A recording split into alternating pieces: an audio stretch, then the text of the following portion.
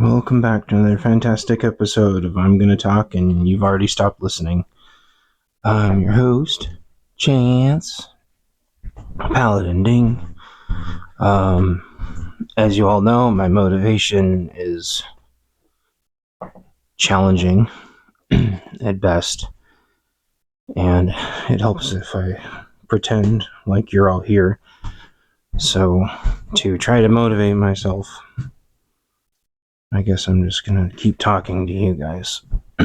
So, I've had some breakfast and I've had some coffee, and I was looking around the house for what to tackle first.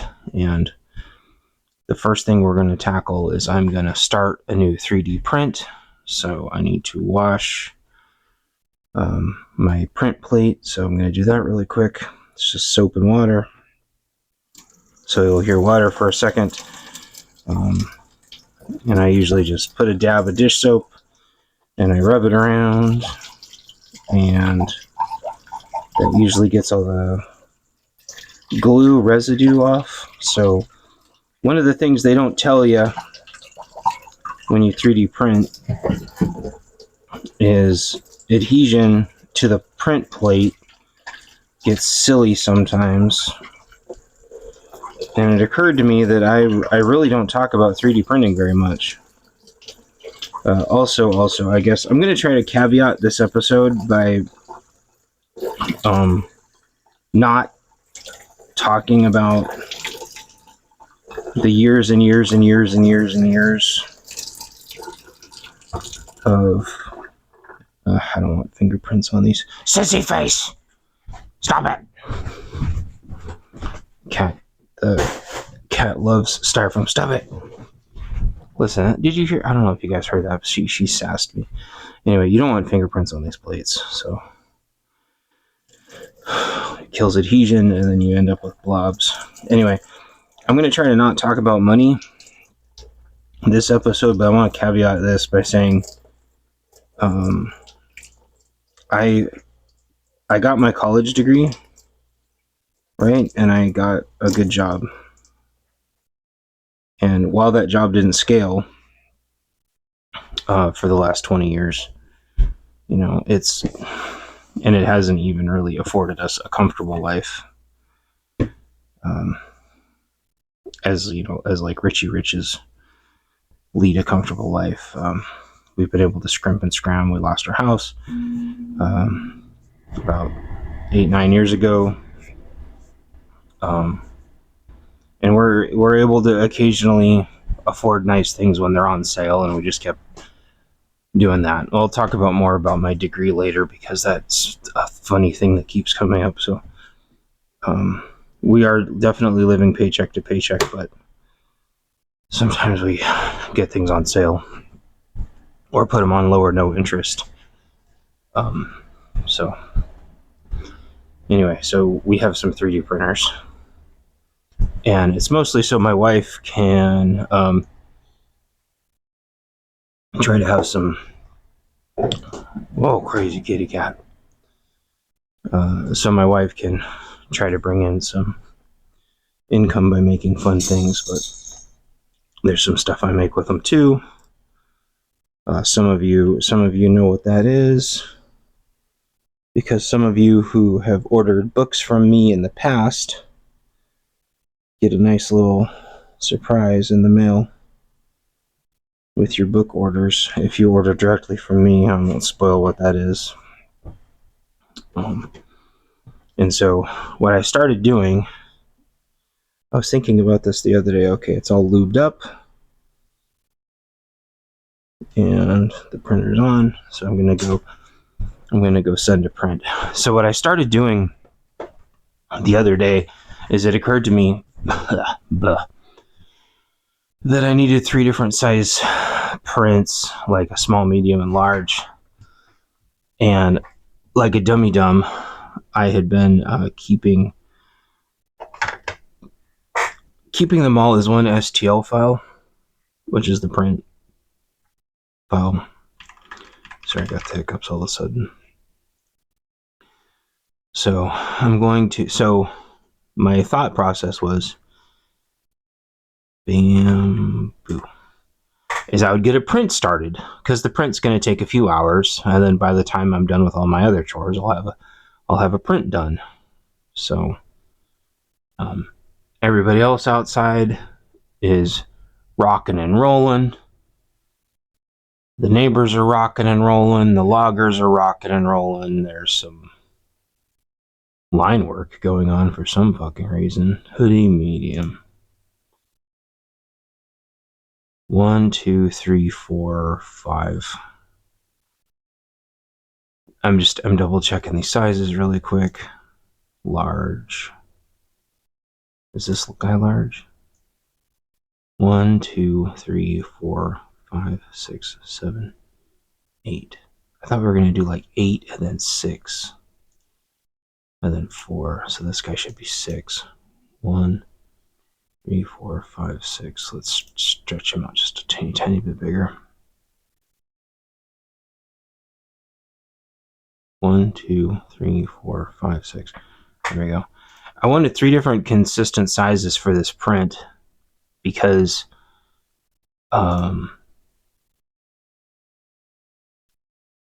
the medium size, as it turns out, is robust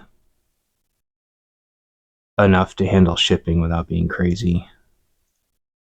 Yeah. All right, let's get this print started. 2 hours and 13 minutes. So if I print him too big, he'll be super robust, but he won't fit.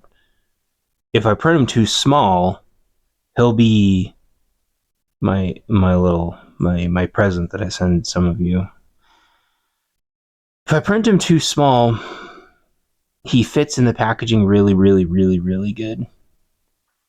And he actually looks like really cool. But he's kind of, I don't know, doesn't look as cool on some tables.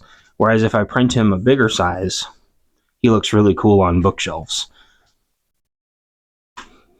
Go on. I don't want to fly my drone and see what those guys are doing, but I also don't want to bug them. Okay, so the print started. I can't forget my phone. Also, it's about 80 degrees. Let me go check the solar. It's not too late. It's not too late to run the solar, but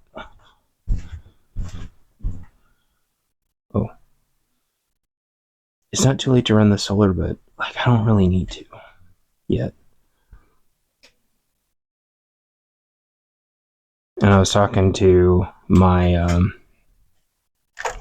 my electronics consultant, Glocktard, and we were talking back and forth about how the return on investment on solar takes forever. And it's so funny and it's so true. The return on investment for solar is not, well, at least in the Pacific Northwest where we are, unless you're on a private energy company. And if you're on a private energy company, get fucked. But if you're on a public utility, like a lot of us are, it's just not. It doesn't make sense.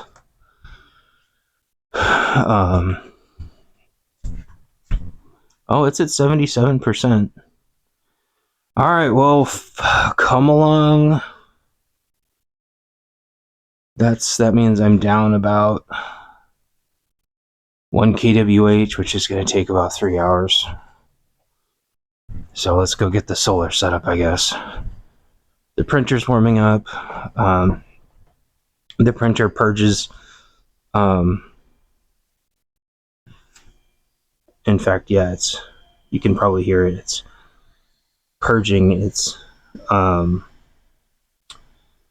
excess. I call it poopy, proto poopy. I'm actually going to watch this for just a quick second. There we go. Okay, cool. It purged it. Good job. Good job, Mr. Printer. Okay, cool. I'll come back and check on that in a minute. Let's go do the solar. I have my solar set up right now to where I don't have it set up right now. I'm going to set it up in a second. I have my solar process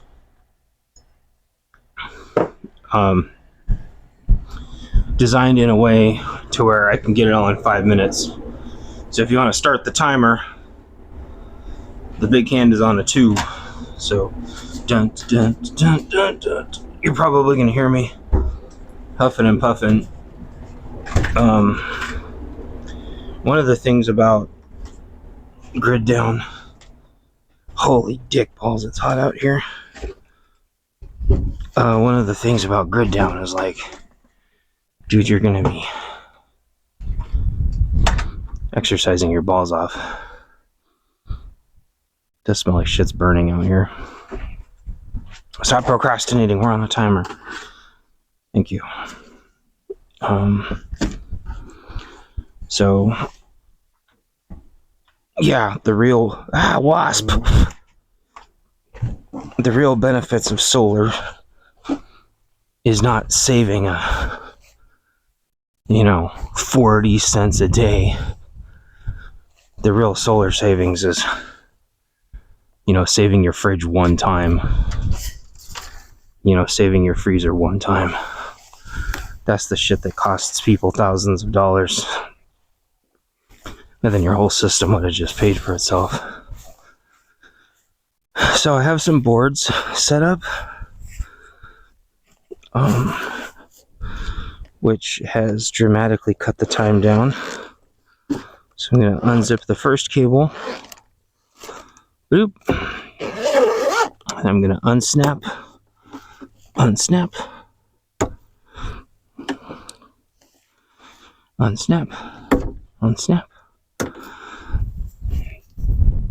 Throw the cable out. Hiya. Set this guy down. Not trying to hold 2 panels up at the same time. Oh wait, and then I don't unfold. I hook the cable in first. And I have the tips of the cables hiding in a bucket.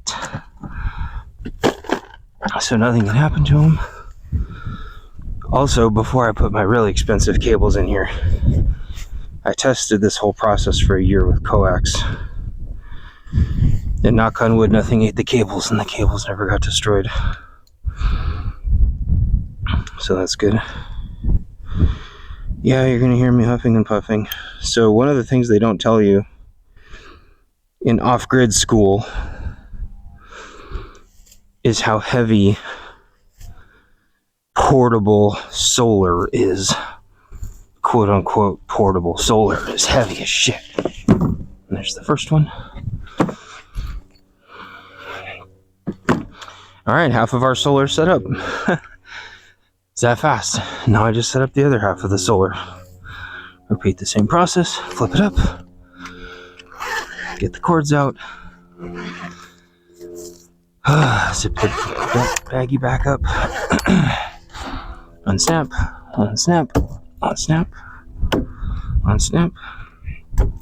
Now if you're a gal, this is going to take a little bit more time because, again, these panels aren't light. I don't know how much they weigh. I'd say they weigh on full. Oh no, I didn't plug them in.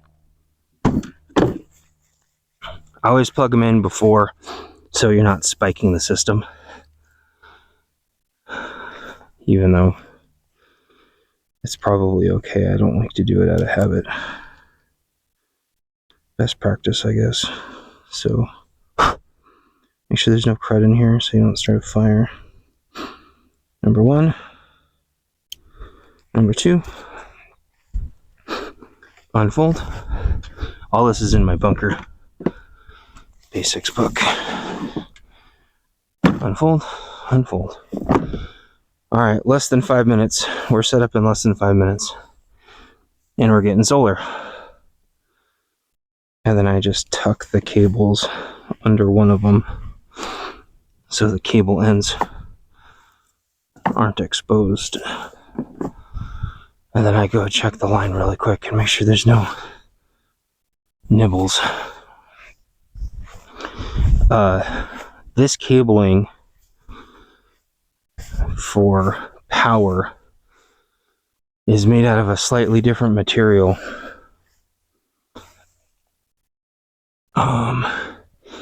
And apparently this material is a little bit more tasty to critters, and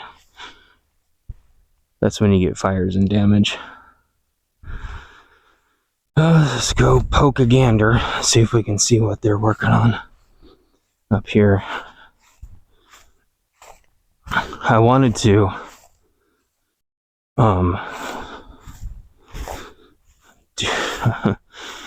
do more yard work today, but my motivation is just like destroyed. It looks like they're working on new power poles or something. I don't know what they're doing. Looks fun though.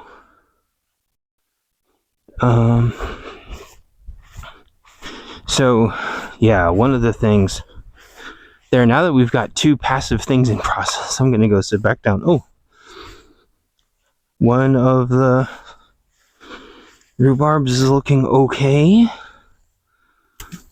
Something. No, that was me that did that.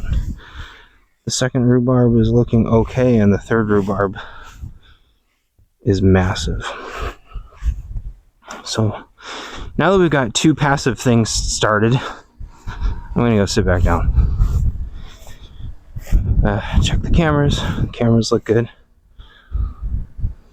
Gonna sneeze.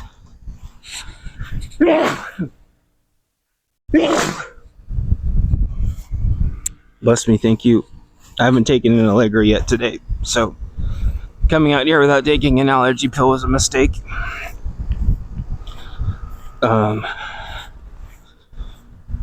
It's gonna be hot as shit today, but honestly the plants are looking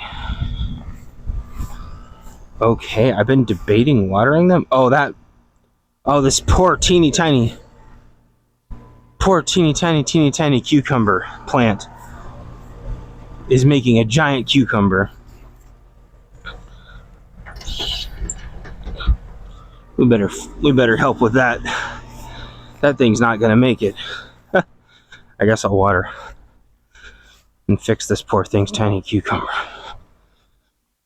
This cucumber plant is like, I don't know, 6 inches tall, and it's making a giant cucumber. There we go.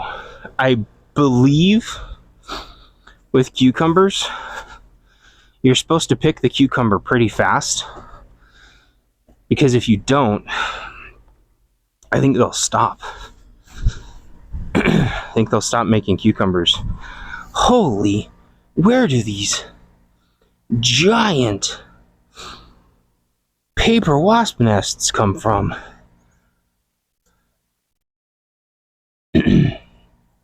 There's like paper wasp nests everywhere. There, let's get you resituated. And you're okay? Alright, I'm gonna water these boys. And they're gonna take off like rockets today. Take that! I think the wind... Fine, I'll let you get out. I know you don't deserve this. There, I just saved a paper wasp. It's kind of hilarious. Like how many... Alright, if you guys keep trying to fly in, I'm just gonna soak all of you. It's hilarious how many paper wasps I save, but then I wipe their nests out. If the wind doesn't wipe their nests out first. I haven't really found a rhyme or reason. Usually what I used to do last year is I would wait until they would all get bunched up, and then I would get a little bit of soap in the water, and then just wipe them all out in one day. But I'm not feeling that at the moment.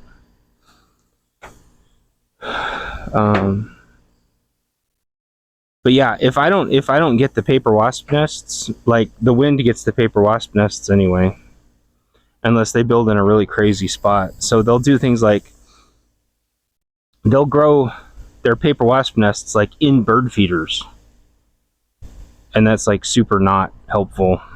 to anybody. Man, this cucumber's taking off like a rocket. Let's see here. What do we got? There we go. There we go. You're almost to your second piece of string there, buddy. Cucumber does need help. It does need some babysitting. And I use green wire with a coating on it, so it doesn't cut off circulation or anything. I tried growing peppers from the seeds and it's not working. I should have tried the melons, but I just kept procrastinating. The potatoes are doing amazing. Despite me not growing kale this year because I procrastinated, there's kale everywhere from either last year or the year before. So kale was the right move. I don't eat kale. And I know you're only supposed to grow what you eat. But like, I disagree, as I was talking about last night. I don't grow what I eat. I grow what grows well.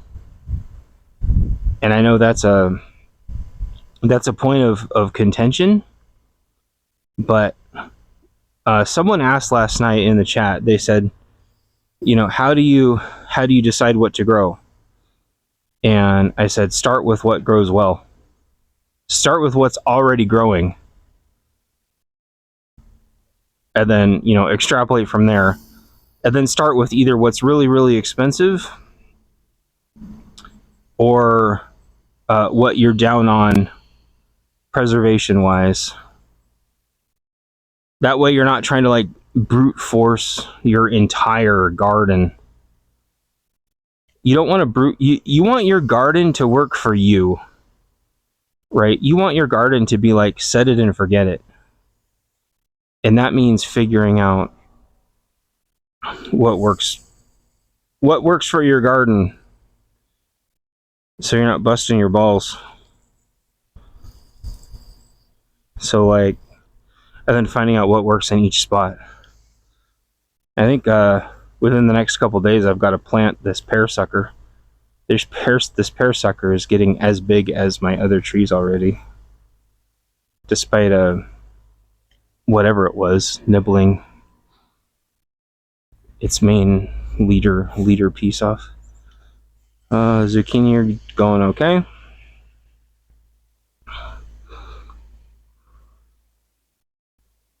I hear lots of equipment. Turns out my neighbor has a mowing attachment to his tractor. I'm like, oh, that would have been really nice, buddy. So I think that's what I'm hearing. It's okay though. That's the thing. Like, you've got to be somewhat self-sustaining. You can't always count on your neighbors to like tractor your lawn. I call it a lawn. It's not a lawn. It's a freaking hayfield. Yep, there he goes. He's got his own priorities. He's got his own time schedule. And I also know they're kind of like, permanently. I know they're permanently behind. If they had like 10 people, they would still be struggling. So I don't bug him. But still, it would be nice. But it's not. That could be a next year thing. I wanted to have it hayed. This year, but just got away from me. So many wasps. I bet you under this deck is a big wasp nest somewhere. But I can't see it. They're everywhere this year. Okay, so we got the solar out. We got a 3D print going. We watered. I have like so what I try to do, by the way, for like talking about motivation and stuff, what I try to do is set myself a couple of achievable main goals, and then I try to set myself a couple of attainable stretch goals. And then I hose down some wasps to keep them busy. So we're going back inside. It's hot as dog shit out here.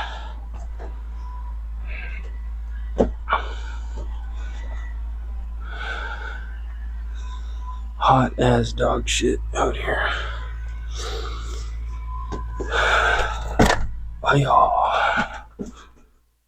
So I have still not completely acclimated. One minor concern, I have a feeling like my shit was undervolted a little today. I don't know how I feel about that. I'm sure Glocktard tried to warn me of this, but like my voltages to my fridges, oh, the printer's going. My voltages to the fridges have always been like 120 to 121. They're like 117 to 119 today, which I think is okay, but not optimal. All right, the printer's rocking and rolling. I'm gonna go sit down and turn the fan on. Wait, let's check the solar. I estimate it's bringing in 400, but let's double check. 380, 390. All right. I'm happy with 400. Obviously, I wish it was like a little bit higher. I wish it was closer to 500. But 400 is a nice, easily calculable number, at least. There's kind of funny math that happens where, like, if you're not bringing in a lot of solar, you kind of don't need a lot of batteries because it's not really optimized. Like if you had a ton of batteries but almost no solar, that's not really super helpful. Oh man, I think the cherries are getting cooked, but I'll deal with that after I cool down. Getting cooked. Yeah, so let me think for a second after checking my messages and stuff.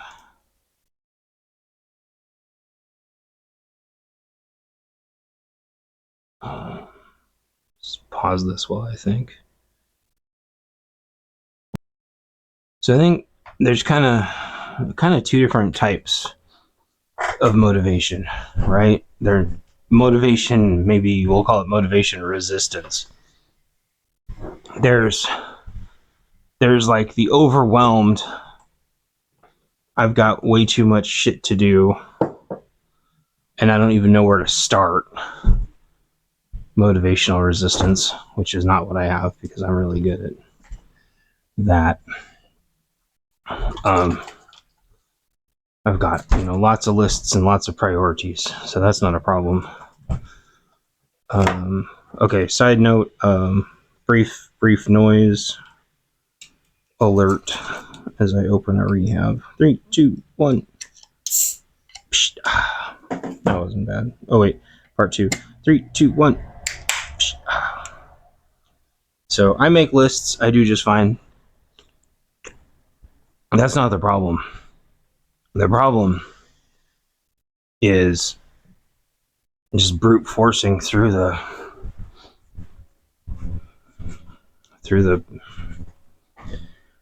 I don't know what it is. There's a lot of different kind of like emotional things that just kill motivation, right? It could be stress, drama, anxiety, a lot of the same things that I think fuck up relationships.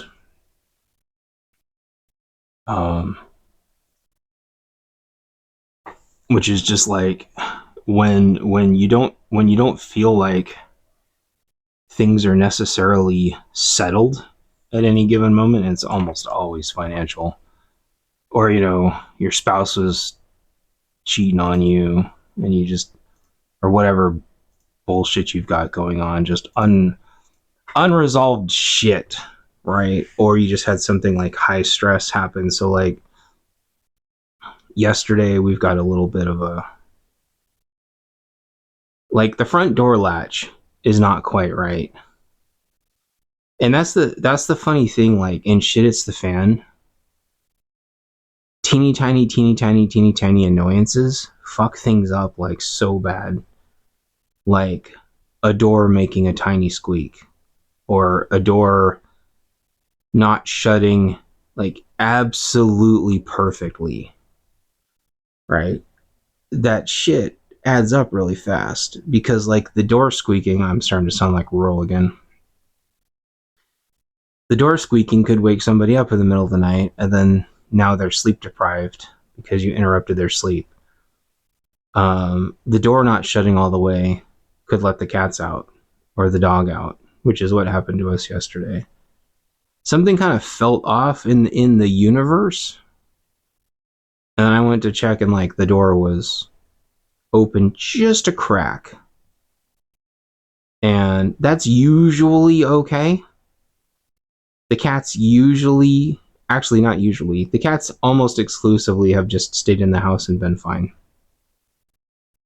But I'm like, they're not in their chairs. And I went outside, and they were all on the sidewalk, watching my wife mow, and I'm like, son of a bitch. So I got her, and we herded the cats back inside, but and it was fine. But then there was a little back and forth about whose fault that was. And obviously it feels like it's my responsibility, because I'm the person that contracted the person that set that door up, and now that door is off by, the door latch is off by like 1 millimeter. And then you also have the problem that, heat flexes doors around, which is what I'm sure happened. And I wanted her to just come out and say that it was my fault. Not because I'm mad or anything, or because I wanted to start a fight, but it's like, just fucking say that it's my fault. That's fine. Just say that this is all my responsibility. That's fine, but just say it. Like, don't be passive about it. And part of that is just like a motivation thing. It's like, hold me fully responsible, because I wasn't going to come at her and say that it's bling bong. I wasn't going to come at her for saying, she probably didn't close the door all the way. Is it possible? Sure. But also not gonna. Also just been completely out of her control, because I wouldn't want those same accusations thrown at me. And I would have been perfectly okay with her just giving me the business. Because, like, I do feel like it's my responsibility. Like, I did choose the person that worked on the door. I was the one that was like, well, it's off by like 1 millimeter. So the crazy thing is like, and the guy was my friend too, but he tested the door every single different way. He slammed the door a bunch of times. He tried to close the door slowly a bunch of times. And it's just like really weird. Like, vertically, it's okay. X-axis, it's okay. Y-axis, sometimes it's off by like 1 millimeter. And that's what's stupid. There's like no tolerance built into those kick plates. And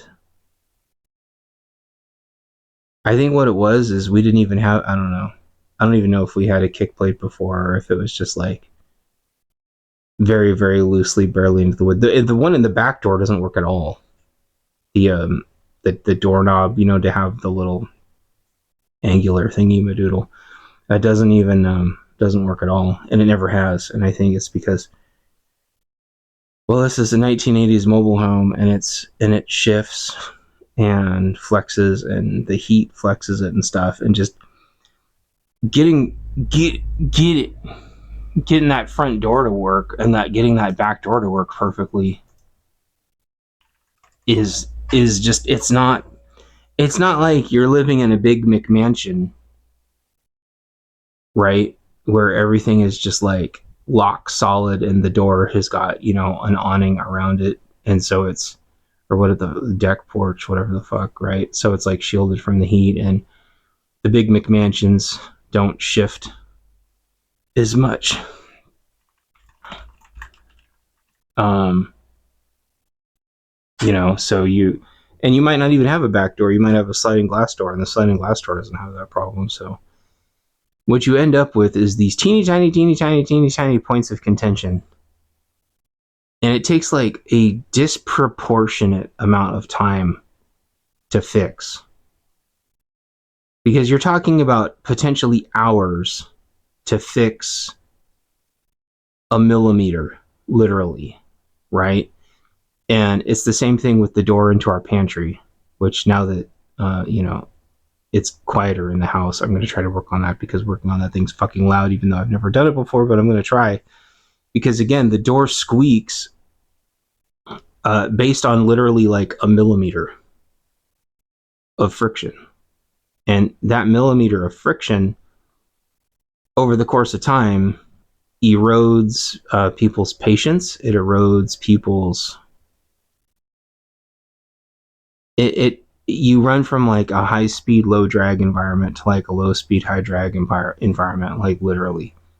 High drag, literally, because everything is more friction. More friction and more friction and more friction. And physical friction turns into mental and emotional friction, because you need things to be smooth. You need your workflow to be smooth so you can move on to your next thing, so you can go back to your rest position as fast as possible. So like when one of our 3D printers wasn't working perfectly, again because of, you know, a mistake you could argue that one person made and the other person didn't make, but it was the other person that had to fix the problem, which is okay because I'm the problem fixer.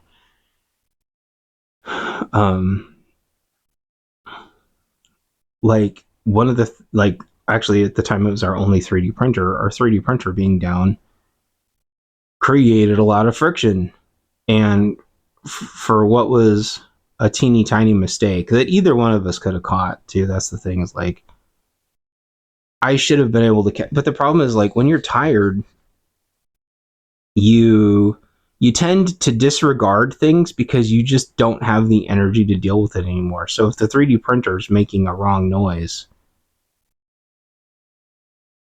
if you're exhausted, you just kind of don't give a shit, and then your 3D printer blows up, literally, and then takes weeks and weeks and weeks and weeks of work to fix.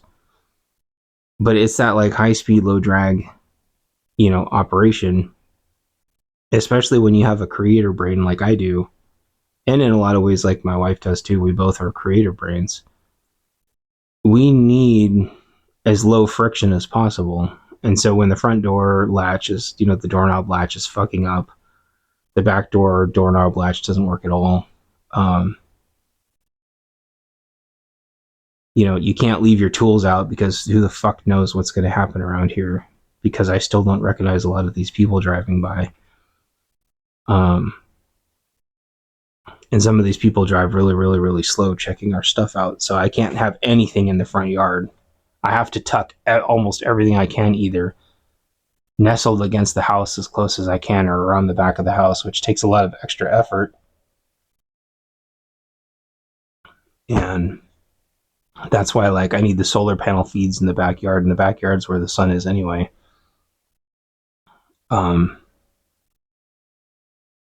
All these little like millimeter by millimeter by millimeter things that take hours to fix, but they reduce drag. But then when it's done, it's like the freaking problem never even existed because everything's just smooth again.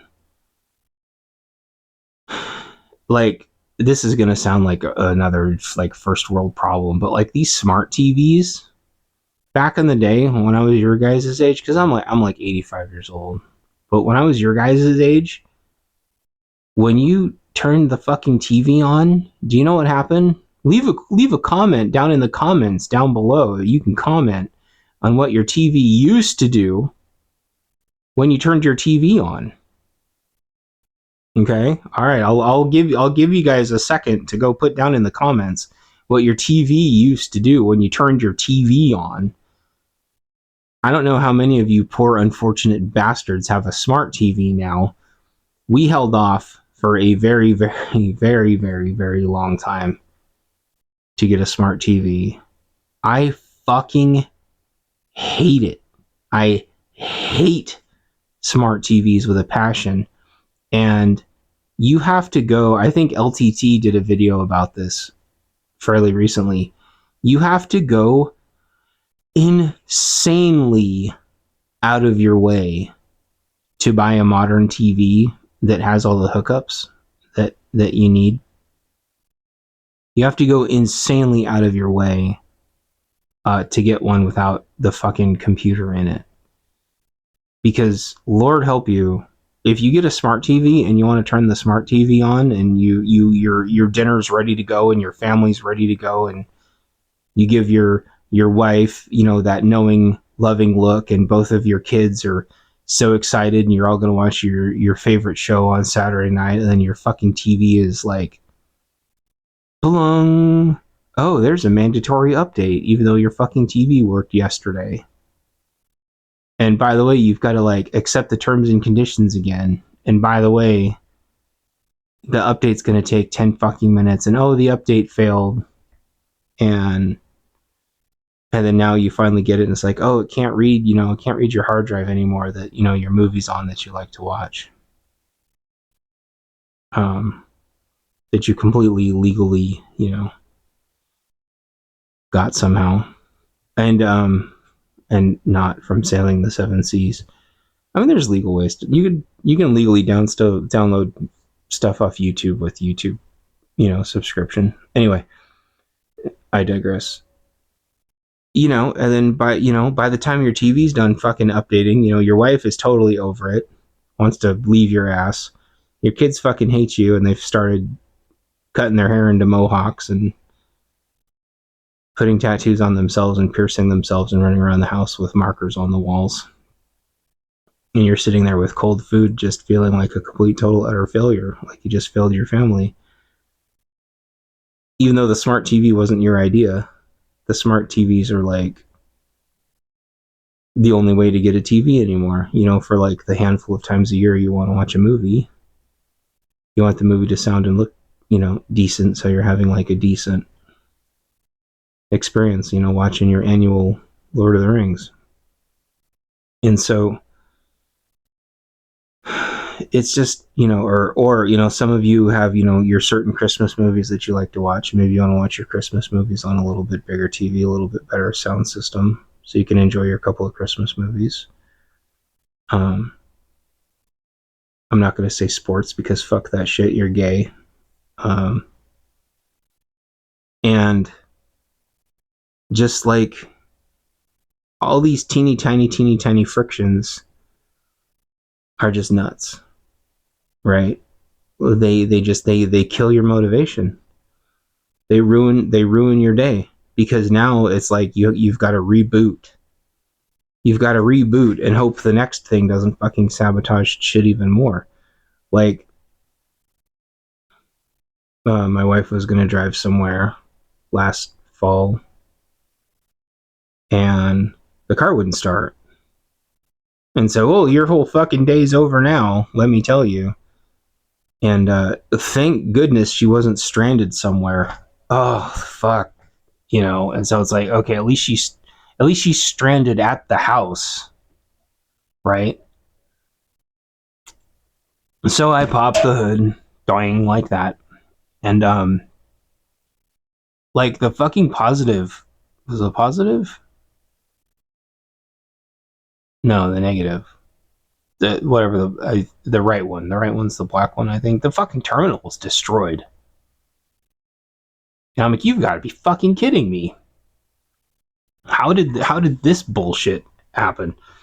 And so, that took months, for me to fix, because now you got to use the other car to go get the parts.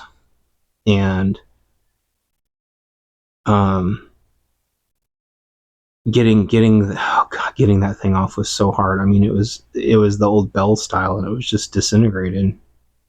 It looked fine right up until it wasn't, and it was just disintegrated. And it took me a long time to fix because I couldn't get it off. Those, like, swapping out a battery and swapping out the terminals is legitimately like a 5-minute job, 10-minute job max. If you can't get the terminals off, you're either like chopping the terminals, installing new terminals completely.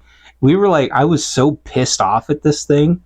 I was seriously ready to just pay the money to have, like, which would have been a lot, to tow it to our favorite repair shop and just be like, put new terminals on this fucking thing, or put new battery cables on this thing. I was so pissed off, and it was freezing fucking rain for months. This was in the fall, and a 10-second, again, a millimeter, the crack on the little Bell style terminal, which are just the worst terminals on the planet. The crack on it was about a millimeter, but that was just enough to disintegrate the whole thing. And then I couldn't disconnect it, and all the WD-40 in the world. And then all of a sudden, I just got it from some angle, and it just came right off like it was nothing. After, I think, a month or two of me working on it, it just all of a sudden came off like it was nothing. And it's pretty crazy. So yeah, a millimeter of friction. I guess that'll be the name of the video. And just the exponential amount of work to fix a fucking millimeter problem. So my friend's got all the tools and the expertise and shit, and so it's like, but his time is like insanely valuable. So it's like, do you want to have your insanely valuable friend, come over to help you fix a millimeter problem? Right? Literally a millimeter problem, because that's basically what you're going to have to happen. That's what's going to have to happen. If I want the door fixed right. And fuck, while he's here, he may as well fix the back door too. But in my opinion, you want to know the truth. The answer is, at least for these door jams, not the door jam, the kick plates, that's what I call them, the restrictor plates. The obvious solution is that they just need to add another fucking millimeter to those things. It's ridiculous that, I don't know when they first started making those, when Castles came out or something, and I'm sure it's like, well, they slap the Castle on the ass and go, this Castle isn't going anywhere. And so, they had their doors and their restrictor plates, and then, that was, what, 1,000 years ago or something, and the same fucking people are making restrictor plates with no tolerance built into them. And honestly, you know what? As funny as it sounds, the answer is me just buying a slightly bigger restrictor plate. I don't know if they make those, but like, that would do it. But don't bother asking the AI. The AI is going to hallucinate its balls off. It would be sick if Amazon has Rufus, but Rufus is dog shit. It just goes through the comments. Doorknob restrictor. I don't know what the fuck they're called. No. Reinforcement plate? Question mark? Of course, if I had a machine shop. Ooh. Strike plate. Like, if I could just buy a little bit bigger strike plate from, keyboard mash gibberish China store, But how much you? Sorry, my soda cans or my rehab cans noisy. Like these might all be the same standard. I don't want a standard size shape. I want one that's just a teeny tiny bit bigger. Wood dowels. Comes with 3 dowels for filling the old screw holes. Oh, that's kind of dope. Fix the problem that the screw hole is oversized and the screw won't tighten. Solution: to fill the old screw hole and drill new pilot hole. You can fill the screw hole directly or apply glue to the wood dowels to secure them. Thank you, China. I don't want standard. I want biggie sized. Ooh, gold. Hell yeah. Oil rubbed bronze. Oil rubbed bronze just has a fucking great sound to it, you guys. I want some oil rubbed bronze. Door latch. Restore universal security striker. Repair kits to fix door won't latch close. Repair kits to fix door won't latch close. Hell yeah. Amazon should be fucking embarrassed. If I was Amazon... Oh, those are cool. If I was Amazon, I'd be so fucking embarrassed. Oversized design. I don't want an oversized design. I want... Wait a minute. Oh, but you know what? Hold on. Let's go check the front door together.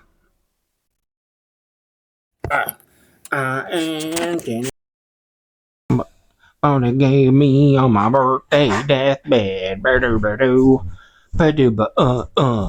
I am standing about the road that somebody gave me.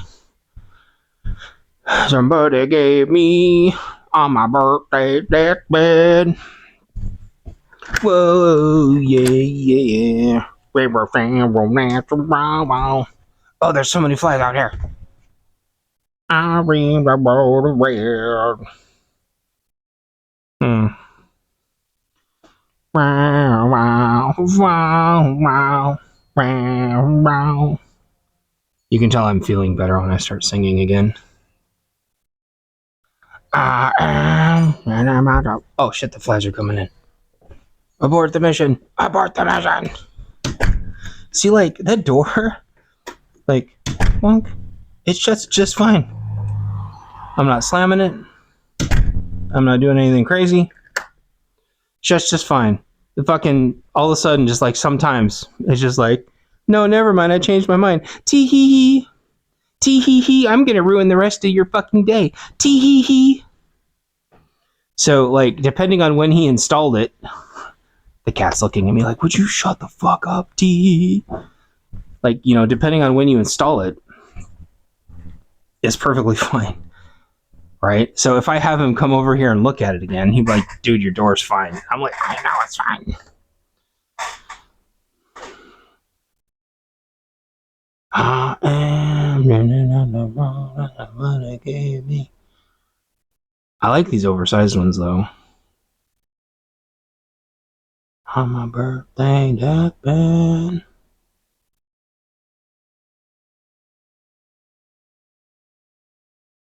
I don't know. I can't wait till, you know, in a couple years when metal 3D printers come out and I can just like metal 3D print striker plates. Doorknob striker plate? Ugh. I want the oiled bronze. Oh, what's this? Gator door strike plate. Why does that thing look like dog shit? That's the nastiest looking thing. Like it was machined by a 2-year-old. Restore doors. Standard size. I don't want standard size. I want the opposite of standard size. I want fucking... Oh wait, that looks like exactly the same one, except it's universal latch restorer. Well, we might have to table this. These look awesome, but they look like they were machined by a fucking 2-year-old. A side note, fuck. I've got a podcast tomorrow night on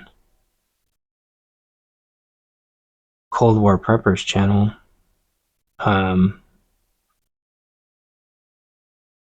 And I keep talking to OVP about his homework. And it's funny because there's been a couple of murders lately, and it'll be like Kent Man, and then you look and they say the name and it's like a fucking Star Wars name. And it's like, that was not Kent Man, that was Somalia Man. And then there was a murder down here and it was another fucking jibber jabber sand people name. And they're like, Vancouver Man. Like, that was not Vancouver Man. That dude's from fucking Qatar or something. Anyway. Blah, blah, blah. All these strike plates look exactly the fucking same size except for those gator ones, which look like dog shit.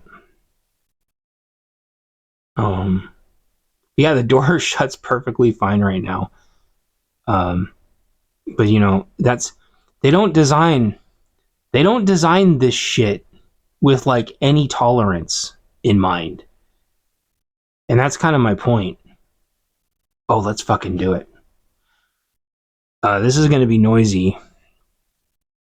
Let's fucking take a door off its hinges. I'm feeling motivated. Talking to you guys gets me all motivated. This episode's brought to you by Monster Rehab Peach Tea. Oh, the cat's trying to sleep. He says, I fucking hate you. Alright, fine. We won't take the door off right now. I do have my Dremel tools. Carbide rotary set. Speaking of millimeters. Oh, shit. I'm coming, kitty cat.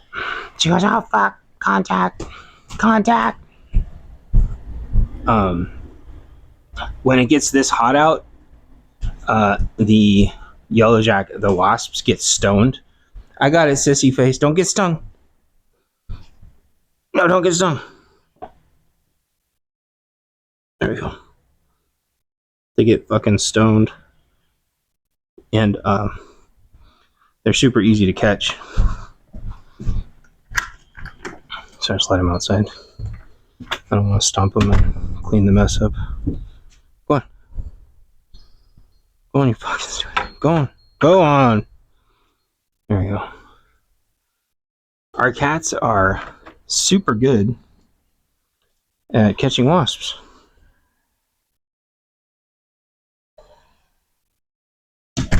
Yeah, like the door is shutting just fine. Unless you just don't close the door. If you don't close the door doesn't close. If you close I don't know. Fucking millimeters, man. Just Tony, she's like, I fucking swear if you don't let me sleep, I'm gonna be so pissed off.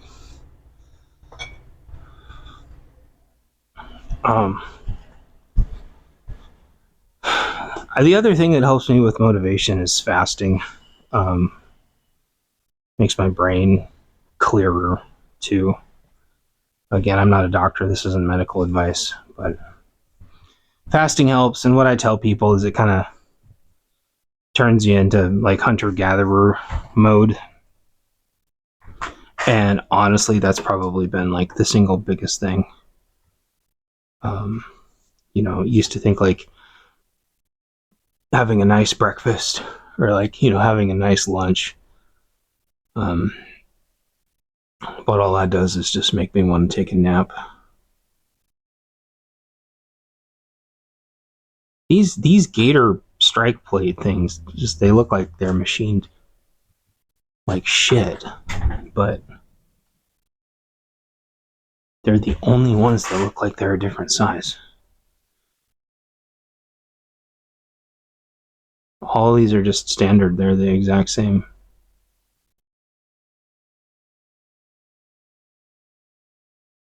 Where was I going with all this? What was the point of all this, you guys? Millimeters?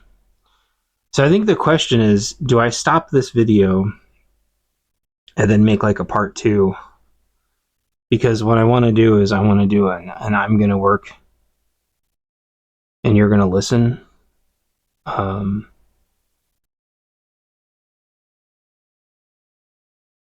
And me looking through these strike plates, it does not give me any. It's hot as fuck outside, though. That's the thing. But when I'm working outside, when it's this hot, I like to wear my other hat, and my other hat doesn't do the clippy very well.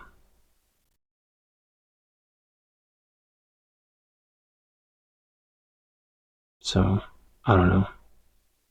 What do you guys want? Leave a comment down below. Even though this is going to be hours and hours and hours in the future, I can't find a single oversized. The only oversized strike plates I can find are like a weird kind of a horseshoe shape. And I feel like that's for deadbolts. It's deadbolt shaped. Fuck, if you wanted to make some money, make a striker plate that has like an extra couple millimeters on it. So, when houses flex, as they always do.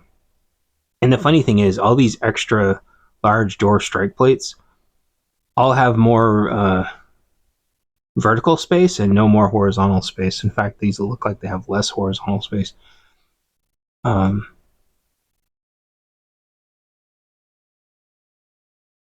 don't know. I wonder if I can just like take some pliers and just like bend the tab back a little bit. It was really scary, like, when a cat gets out. Ooh, that one looks nice though.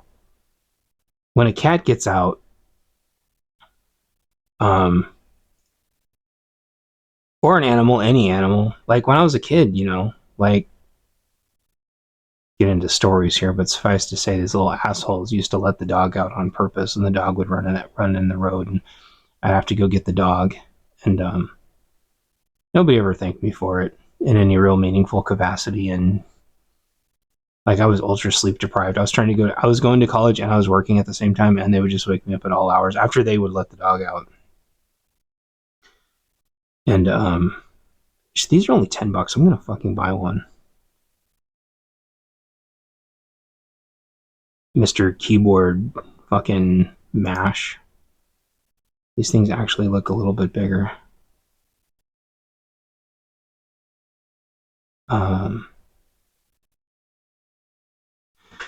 They would let the dog out on purpose, and I'd have to go get the dog. And so, like, I handle stress and anxiety really well. Like, back when I was a kid, I almost watched my dog die, 10 or 20 times.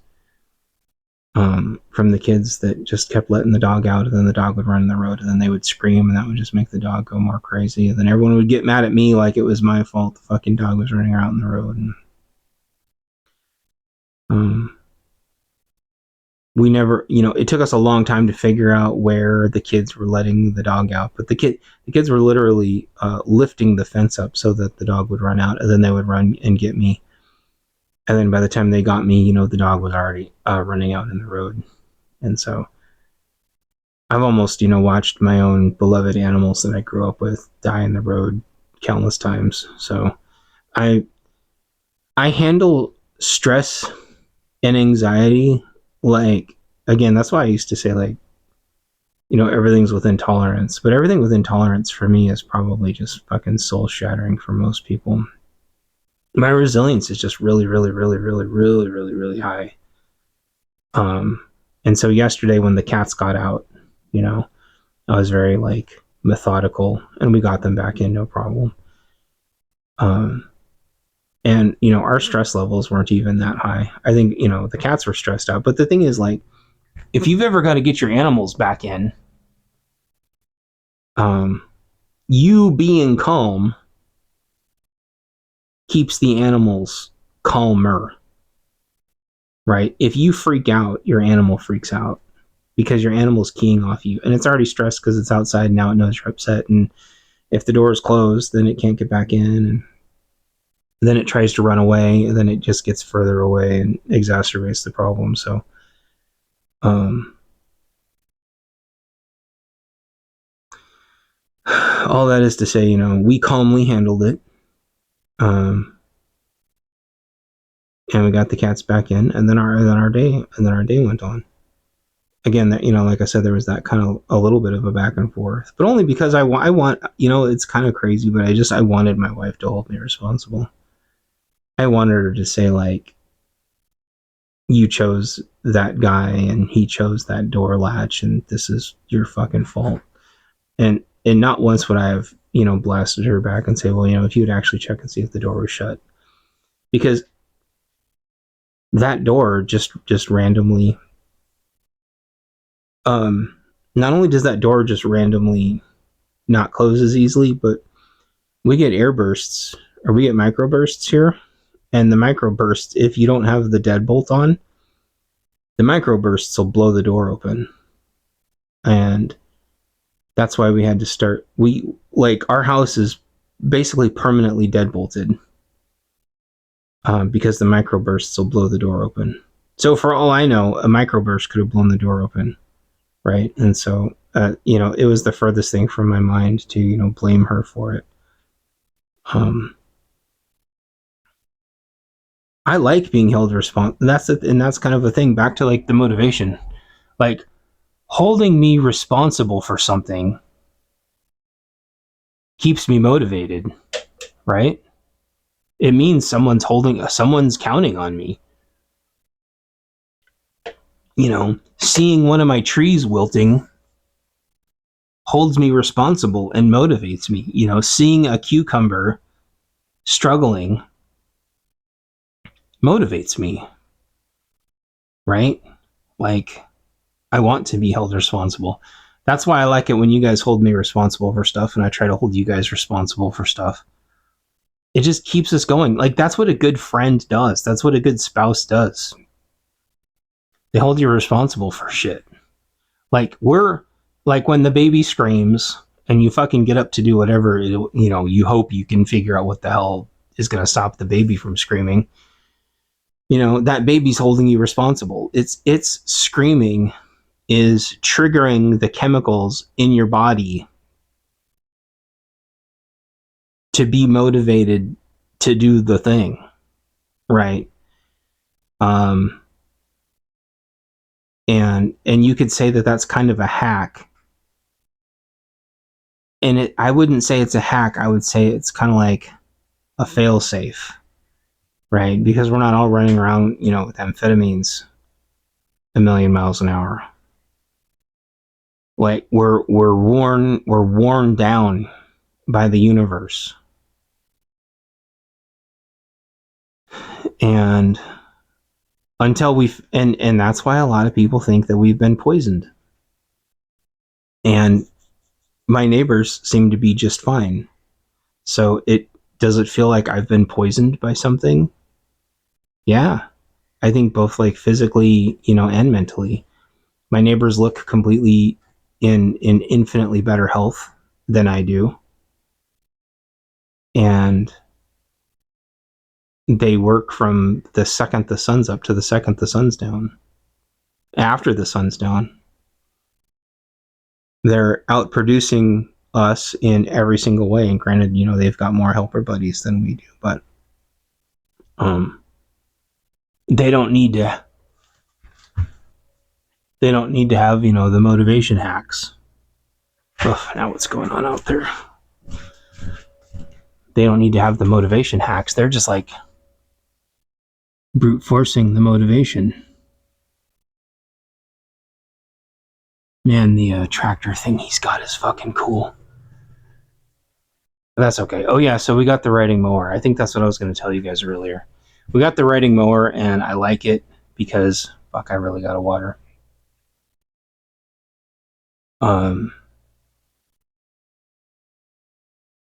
Because we get to mow at our pace, and I get to go pick up a little bit of the grass at a time so I can use it for the mulch. If he just zip-zorped did the whole thing, it would take me forever to get all the grass for mulch. So the cherries are really struggling, so I think I'm going to chop this here. Beeping. I think I'm going to chop this here, finish my monster, water the cherries, and then eat some cherries, and then we'll see about around 2 where I start working on the apples. I just need a different place to clip my microphone. Okay? Alright, I'll talk to you all later. This has been part 1, millimeter friction or something. Buy my bucks. Oh. There we go. Part 2 of I'm gonna work and you're gonna listen. I put some shoes on, so this is like the official real shit now. First of all, let's check the solar and see how the solar's doing. 400 watts. I'll take it. We are going to, first of all, I don't know if I've ever told you guys my biggest fear. Deep cut, biggest fear time. My biggest fear is being locked out. It's hot as shit out here. No, it's not. Like, this door is not opening. I don't understand. Anyway. Oh, no. Hold on. We're gonna lock it in. The fly thingy smells so bad and it's not working. Let's see what my messages say really quick. My house is 0 interest and it's paid off too. Okay.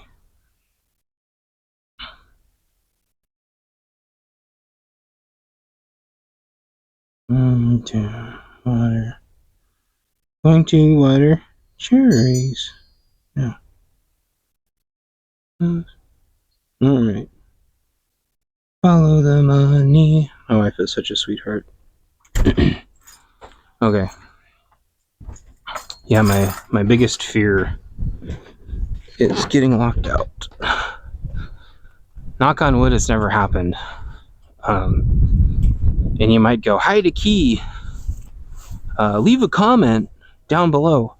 Holy shit, I forgot how overgrown this plant monster is turning into a plant monster. And this is the plant monster the cats were hiding behind. Fucking welcome to the jungle. Welcome to the jungle.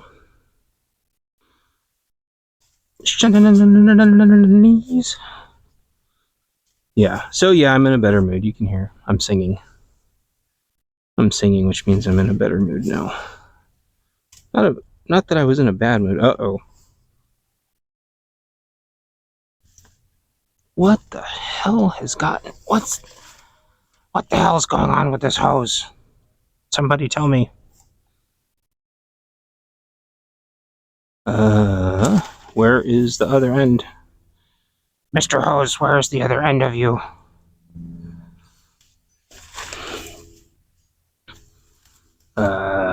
Shit. Well, boy. This is fun. That. My wife is just like, the second I started trying to do something, she started just messaging me like crazy.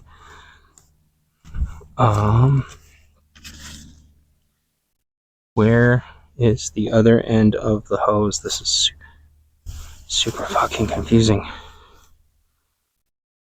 I think she was washing the car or something. I think she was washing the car and the hoses got all kerfuffled. So I guess you're gonna listen to me fiddle with this for a minute. I don't see any water. This is so confusing. I don't see any water coming out of the hose. Ugh.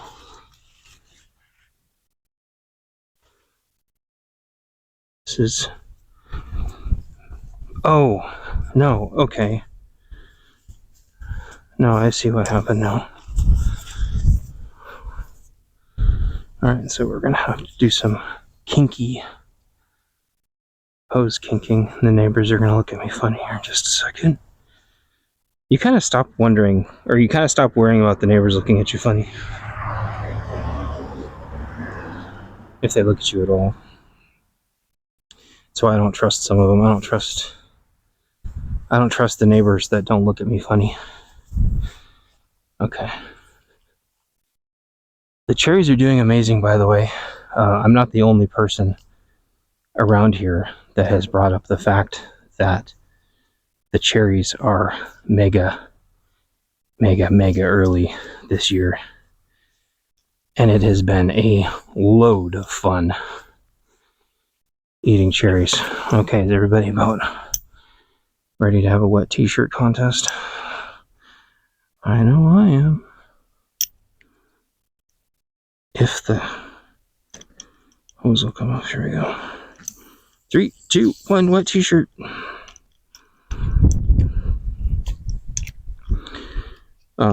Side note, things that are really expensive but worth it, buying really good garden hoses. If you cheap out on garden hoses, wet t-shirt contest. If you stop it. If you cheap out, oh shit. If you cheap out on garden hoses, you will waste more money than you will have ever saved. Let's turn it down a notch there, buddy. There we go. Dude, like every single cherry is ripe. It's ridiculous. They're so good. Oh, I forgot the clippers.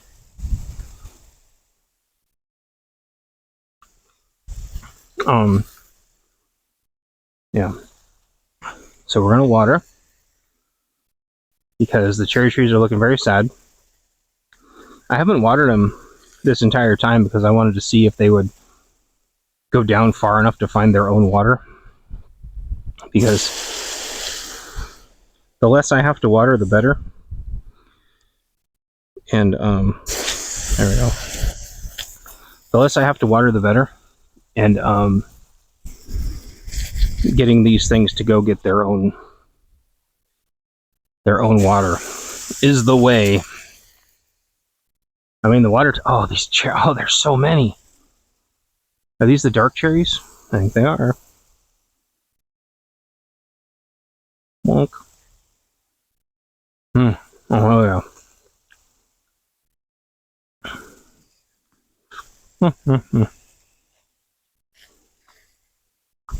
Oh yeah. I think we're the only people around here. Oh, I shouldn't say that. Cherry trees are awesome. Side note, I've said this before, but I'll say it again.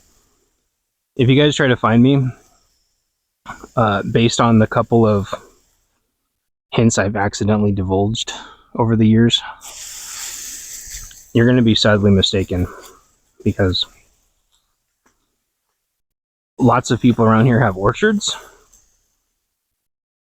and a lot of those same people, like everybody here has a carport, and tons of people out here have shipping containers.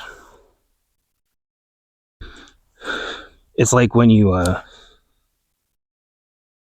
like, I know I was confused because it's like, how's everyone have a grain silo? And there's barns everywhere. Everybody's got barns. So some of that kind of made me feel like a little bit better. You guys don't know the main giveaways. Like, you know, the train doesn't tell you anything because you can hear the train everywhere on the I-5 corridor.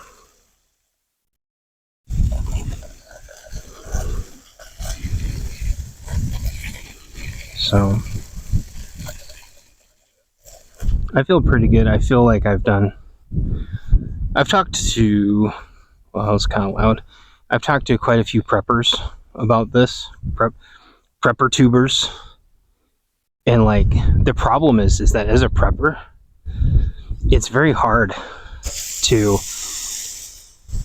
build any credibility when you can't tell people that, like, I am remotely credible because I actually do some of these things, right? Without doxing the living shit out of yourself. So it's like, all the stuff in the bunker book, like, I've more or less done all of it. Some of it tons and tons and tons of times. And, you know, like, obviously I have an orchard, so I'm gonna write about having an orchard, and I'm trying to make it like an official, you know, tax recognized orchard. So some of that stuff is just like, you're damned if you do, you're damned if you don't. You know, I'm trying to build credibility. It's the same thing with the Ryobi tools. Like, I can't very well say, you know, that I'm working off grid. All these people that, oh, I work off grid, it's like, dude, all your shit's running off gas. You know, petrol, oil, you're not running off grid. Unless you have your own fucking oil refinery.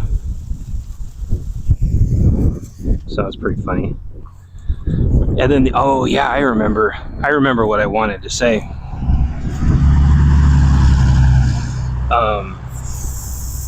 The funny thing is that all these fags that say, oh, your Ryobi tools. I saw someone say this again just a little while ago. Your Ryobi tools wouldn't last a week on the job site. That's fucking hilarious. I put my Ryobi shit through more on this homestead than all these so-called, you know, blue-collar fuck faces that think because they paid 3 times as much, you know, for their exact same China copy bullshit, that, you know, their shit's gonna outlast mine somehow. And like, is Ryobi stuff perfect? No, it's not. It's not perfect. Like, some of it fails. But to say that it wouldn't last a week on the job site is just copium. It's just tool elitism. And I think it was Rural talking about this earlier on his last episode he just did. You know, with gear, you know, he was saying, like, with gear, you don't need to buy the best gear. It's the same thing with power tools. You don't need to buy the best power tools. That's just tool elitism, right? Because they built, you know, because they have their Milwaukee. I've got my Milwaukee. Ugh. Go jerk off to their fucking Milwaukee tools. Good job. You paid fucking 3 times as much. Oh, but I got my Milwaukee. My Milwaukee. Oh, fuck yeah, Milwaukee tool. Oh yeah, I'm 3 times as much in debt. I'm a blue-collar worker with my Milwaukee tool. Oh yeah. Fucking Milwaukee. Fucking ridiculous. That's how they sound like to me. Fucking. Sorry, I've got to water. My wife's friend brought all these flowers. And I am watering the flowers.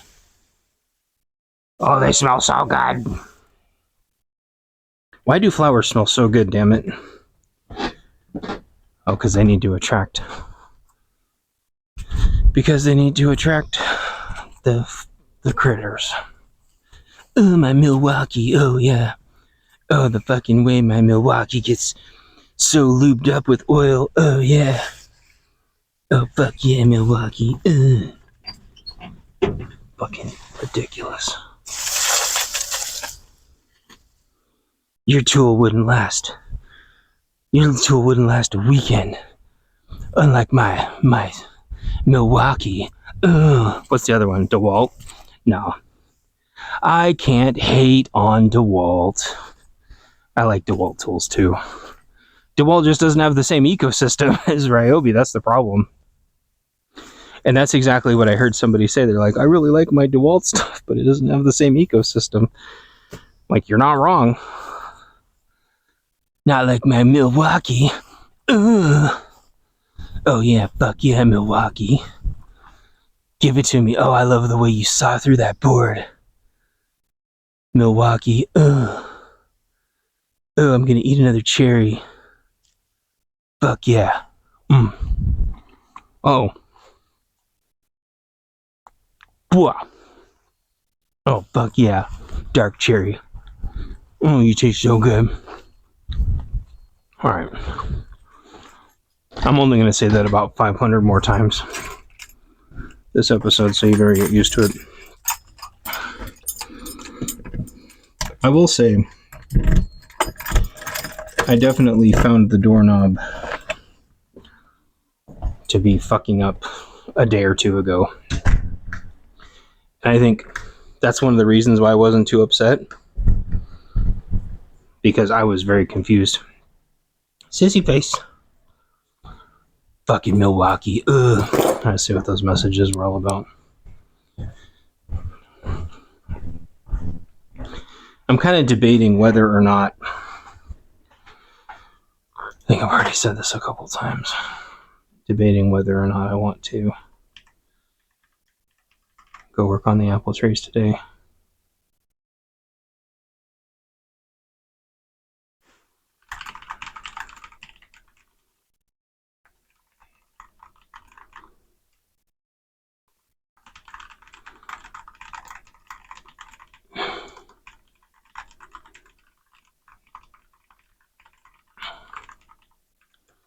All right.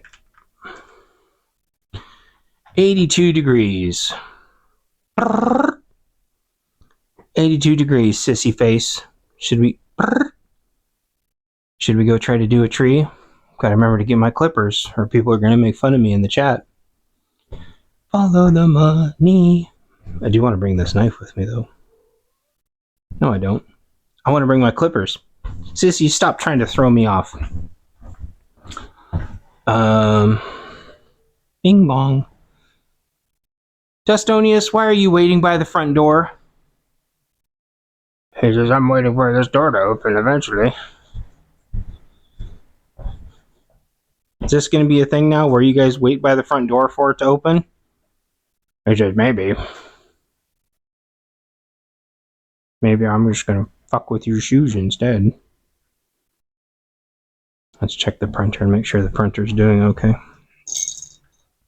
My house is 0 interest and it's paid off too. The print's looking good. I think I finally have the small, medium, and large shit down right.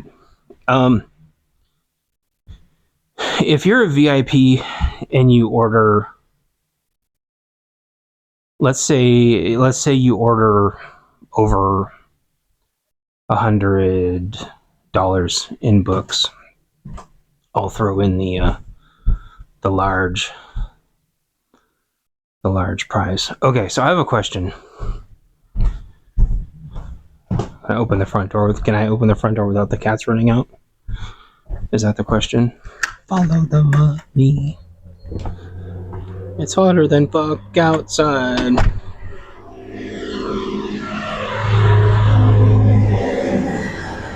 The city is beautiful.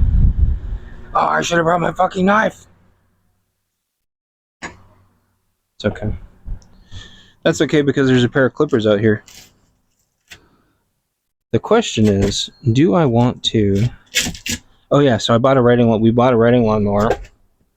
Fuck it, I'm gonna go get my knife. I can't believe it. I was holding my knife and I forgot what I wanted my knife for. I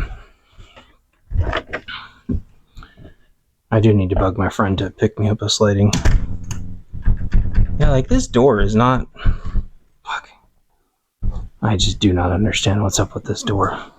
That's okay. I ordered an extra big striker plate. We're going to see if that helps. I do need to talk to my friend about getting a screen door or a security door.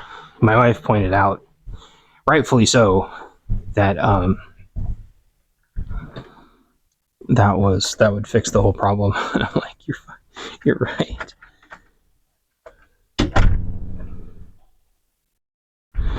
And oh no, sissy face, you can't go outside. See, now that they've gotten a taste of it, fucking cats, man. They have no idea. They have no idea how dangerous it is out there. Oh yeah, so you might be saying, hide a key. I wanted to hide a key. Wife doesn't think it's a good idea. And she's right. It's not a good idea. But that solves a couple problems.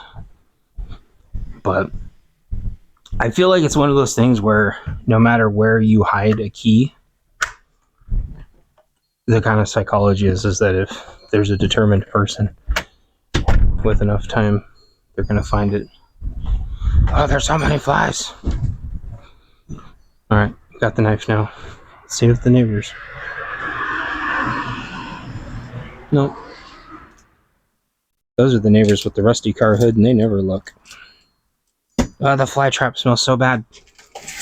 Oh, this trolley is heavy, yo. Yeah, so we bought a riding lawnmower. And by bought a riding lawnmower, I mean maxed out our credit card.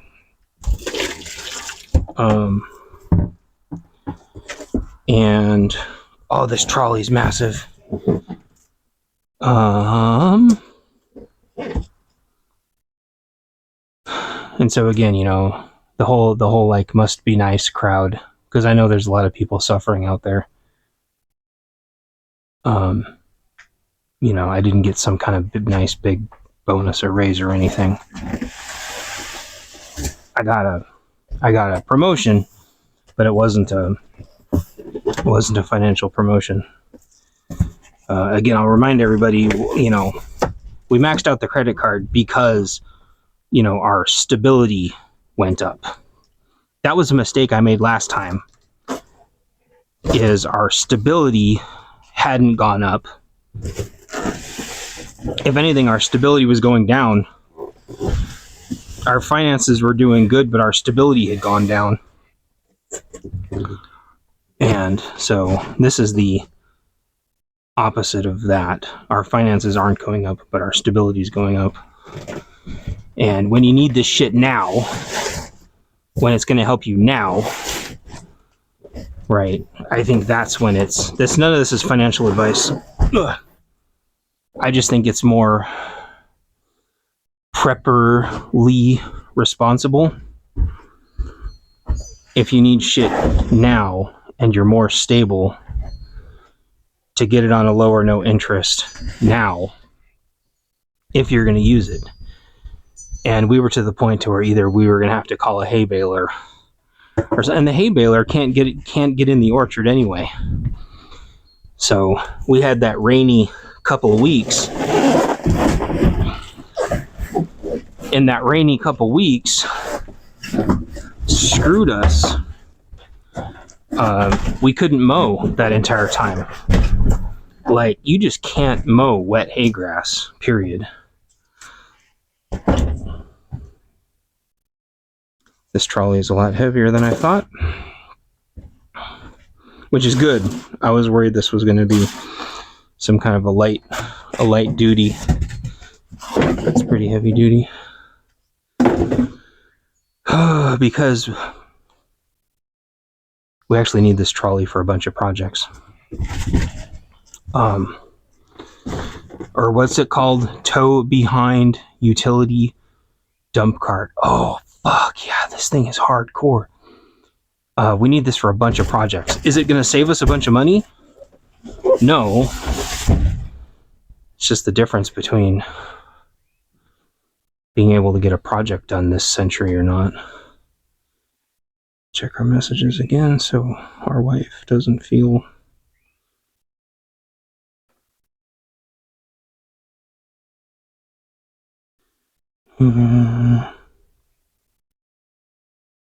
Together.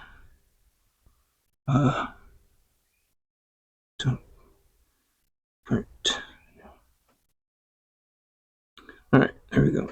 Don't want her to feel neglected or ignored because she's thinking of me, and so I'm gonna not ignore her because I'm not a piece of shit. Okay, this cart is significantly more heavy duty. All the things I need come in the cart, which is super cool.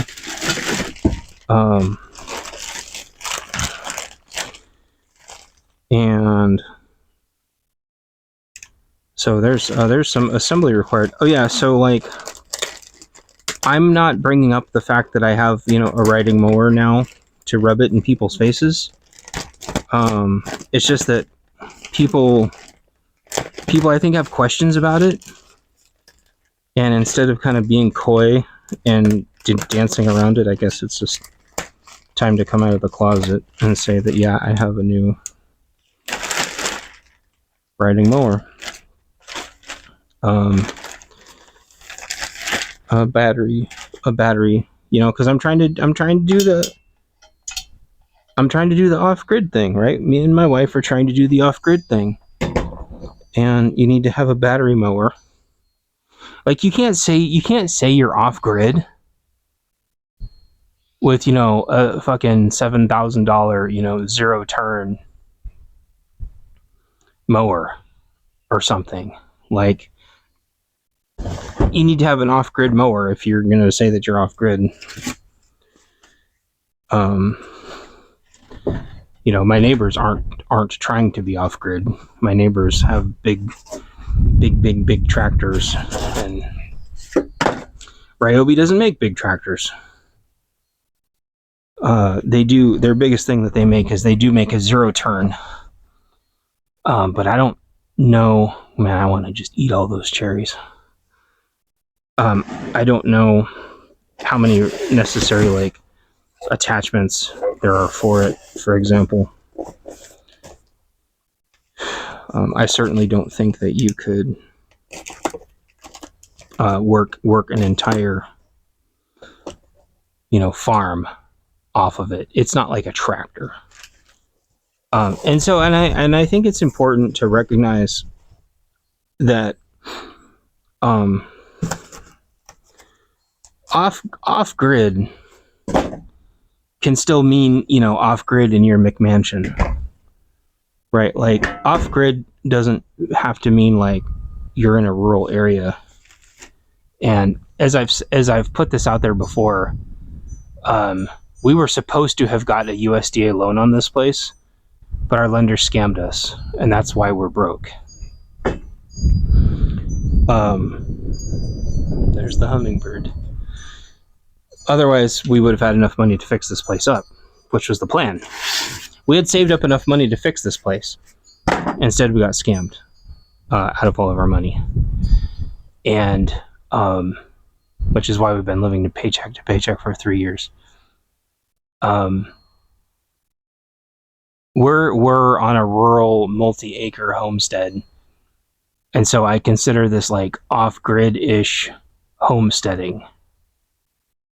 That's different from being a farmer, which is what our neighbors are, and that's different from camping or glamping or bushcraft, right? Like, prepping can mean so many different things. Like, you can be prepping in an apartment, and there's absolutely nothing wrong with that, except for the fact that you're kind of fucked on water and you're kind of fucked on grow space. But there's nothing inherently wrong. Like, I'm not going to shit on somebody who's prepping from an apartment. The only problem is like, you're going to have to be, you know, you're going to have a different bug out plan, because people in apartments are going to have to bug out, period. you are so space constrained if you're like in a 400 square foot. You're just gonna have to bug out, period. And there's nothing wrong with that. But my point is there's different tiers to all this. So we're I guess homestead prepping, where our neighbors are like, farmer prepping. That makes sense. So Ray will be riding along. It's a tire. So our neighbors are farmer prepping. They're not trying to live off grid. Believe me, I know, because I've tried to get them to be a little bit more sustainable with the grid situation, and their brains just aren't there, and that's fine. They sort of kind of get it just to amuse me, but reality, I mean, they're just on a way more of a macro level. And one of the things Griffin brought up on one of his streams is he was talking about like how many families are selling their properties because their kids just don't give a shit anymore, and their kids are moving to the cities, and some of that could just be job chasing, because the thing is, if the farm is not profitable, the kids are kind of in a fucked up position.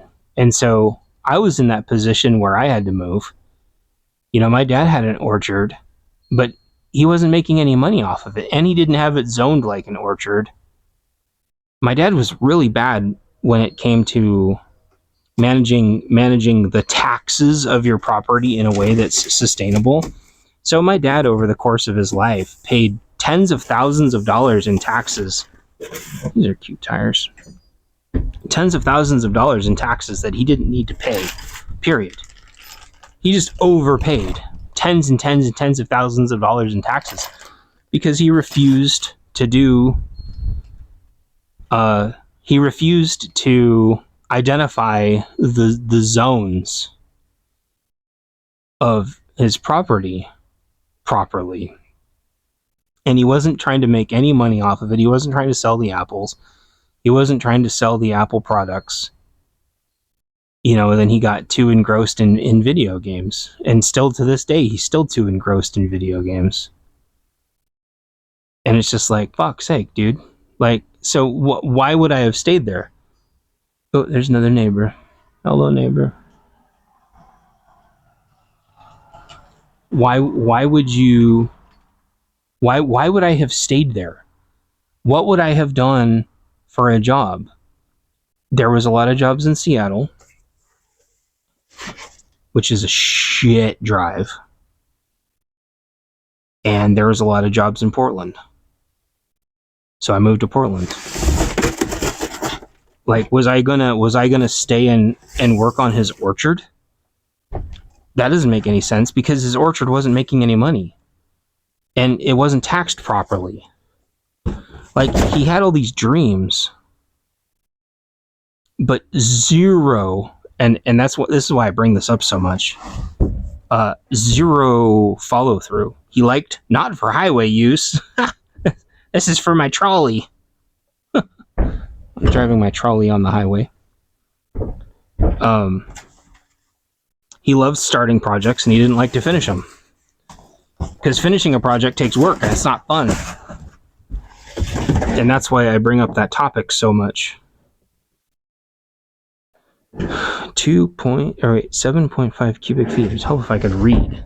Yeah, this trolley is pretty heavy duty, and these, like, this steel or aluminium or whatever this is hardcore. Make sure the cats aren't getting out. Oh yeah, so this trolley is going to help me with a bunch of projects. Me and my wife with a bunch of projects. One of the things that we just noticed the other day as we were mowing with our new mower is that there's a fire pit over there, and the fire pit is like in the way of the neighbor time. Oh, that's not the neighbors. That's the electric company working their balls off in this weather. So of course this thing doesn't come with a wrench. Maybe it does come with a wrench. Oh, it does. Okay, it comes with a little funky rinky-dink wrench. And that's the pin. And here's the bolts. Most of these bolts look like they're the same size. I'm gonna have to read the instructions. No, my man card is about to be taken away, you guys. About to lose my man card. See the fold-out section for all the figures referenced in the operator's manual. Okay, there's the little dingle-dongle. Oh, okay. That goes to this. That goes to that.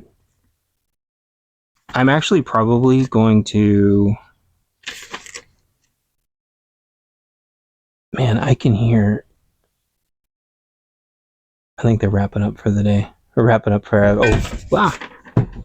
They're taking lunch. I think I'm going to probably pause it. Pause the video. Oh, it is a dump trailer. Like, you literally can't... Oh, my gosh.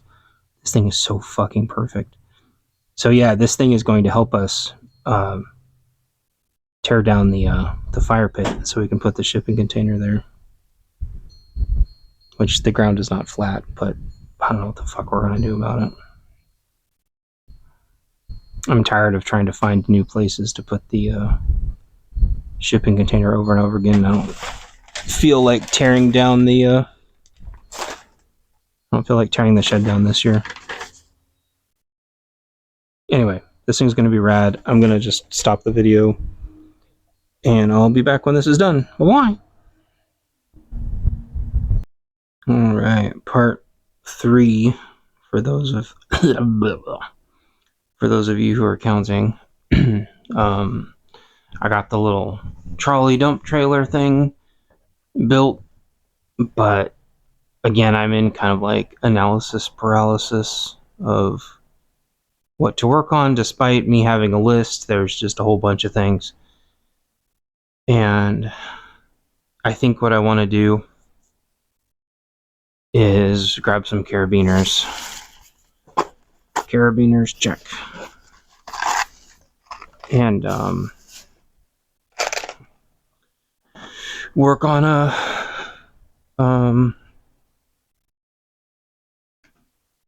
some trees. So we're gonna get a little basket, and fuck, I'm so mad at all the shrink tubing. Fucking waste of time, money, blah blah blah. I do have a topic now. If you're wondering why it seems like I haven't had topics, I definitely have. If you've been following and paying attention, I have topics. Number 1, cheap batteries. Cheap batteries are fucking terrible. Fuck you, Costco, and your shit batteries. I think I've told you guys this before, but I've wasted like $40 or $50 worth of money on just like shit Costco batteries, and I mean brand new in box,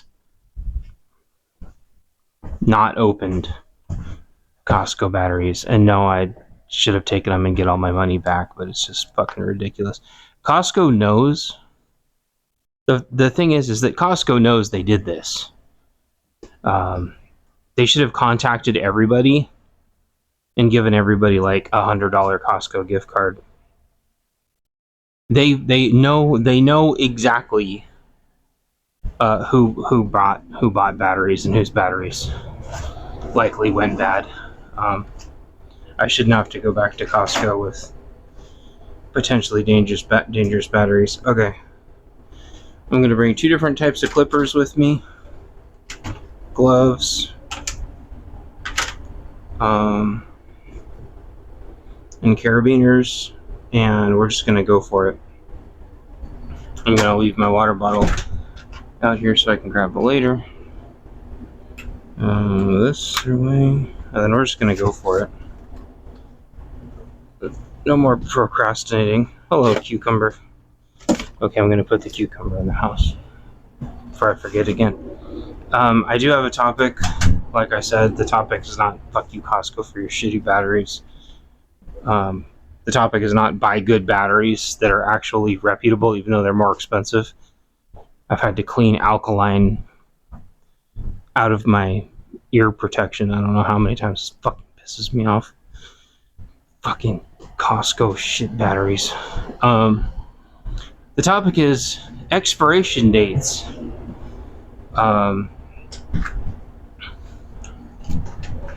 Sorry, I keep running into things I just need to throw away. Also, my voltage is fine. My voltage is fluctuating between 119 and 121. I have no idea what's going on with the voltage. I should wave the Glocktard signal, but I know he's just going to tell me that my equipment sucks, which was his analysis last time. Holy dick and balls, it's hot out here. Okay, so I'm going to take my little basket, and then we're going to go clean up some trees, and then we're going to talk, and I'm going to talk, and you're going to listen. My topic, expiration dates. So a lot of people jump at the bit, just foaming at the mouth to just immediately say expiration dates are marketing. And I got into it with somebody last night. They should have just cut their losses, if I'm being honest. Right, I'm gonna go scout around and look and see what tree I want to get first, because I need to do all the trees, but there's one tree that's been bugging me because it's got some kind of big plant in it, and these trees are looking rough. Oh, I didn't bring new branch guards or new trunk guards with me. Shit. Go back in and get some of those. Which tree is it? Is that this one? Nope. Is it this one? No, I already did that one. It can't be that one. Is it this one? Nope. Although I need to tie that one down, I should go get the green stuff too. Is it this one? Nope. Is it this one? Nope. Here we go, it's this one. This has got some kind of crazy plant growing out of it. And it's also the most heat stressed. Let's see, do I need to get a trunk guard for it? Nope, it's got the upgraded trunk guard. Okay.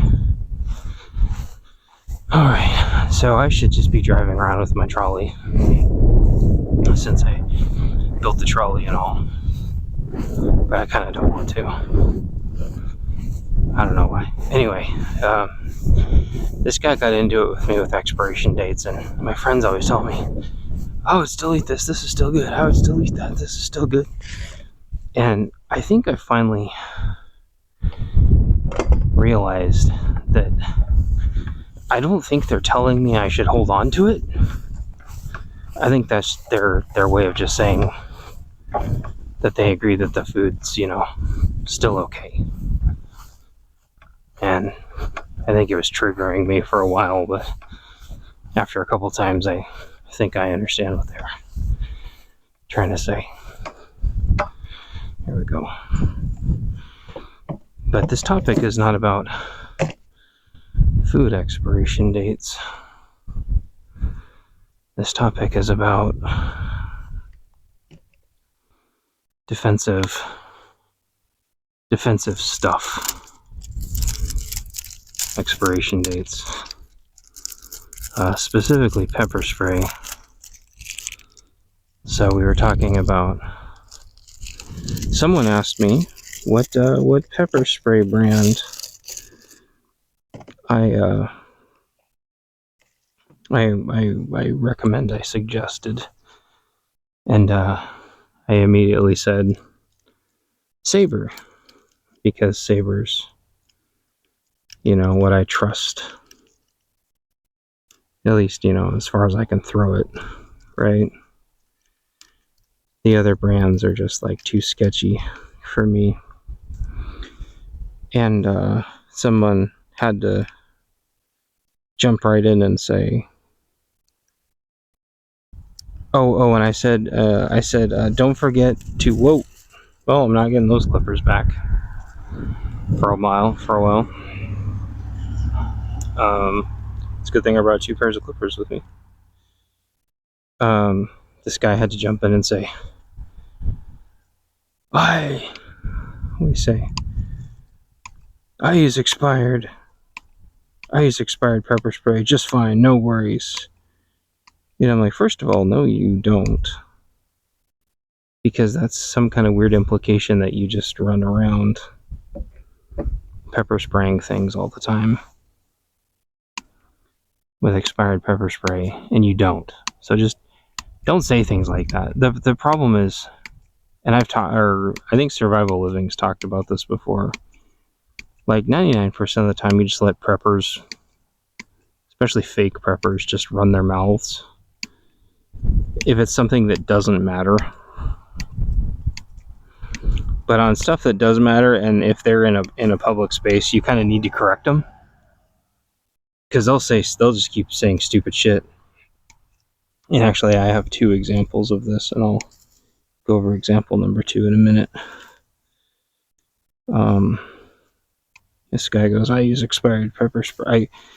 I think what he was trying to say is that he has no problem carrying expired pepper spray. And my point was just, buy, pepper spray doesn't cost very much. Just buy a new one. Stop being fucking cheap. And I said something like, yeah, would you trust expired pepper spray with your loved ones? Oh, absolutely, blah, blah, blah, blah, blah. I'm like, so if your loved one's life is on the line, you're perfectly okay with them having an expired can of pepper spray? It's just marketing. And I'm like, no, it's not. Like, cans of pepper spray are contents under pressure. That's not marketing. It's an actual, like, finite. It's like soda cans. Soda expires. But also, the soda cans fail sooner or later. Same thing with canned food. And I've heard this with, like, tomato sauce and stuff. I don't trust tomato sauce. I can't remember which prepper tuber it was. Oh, I took my knife off too, son of a bitch. So basically my clippers fell into a place where I can't grab them. They flippity-dooed out of my hand. So there's a yard staple in here somewhere. We're going to put our gloves on. It's hotter than shit out here, and I'm in direct sunlight, so I don't know how long this is going to go for.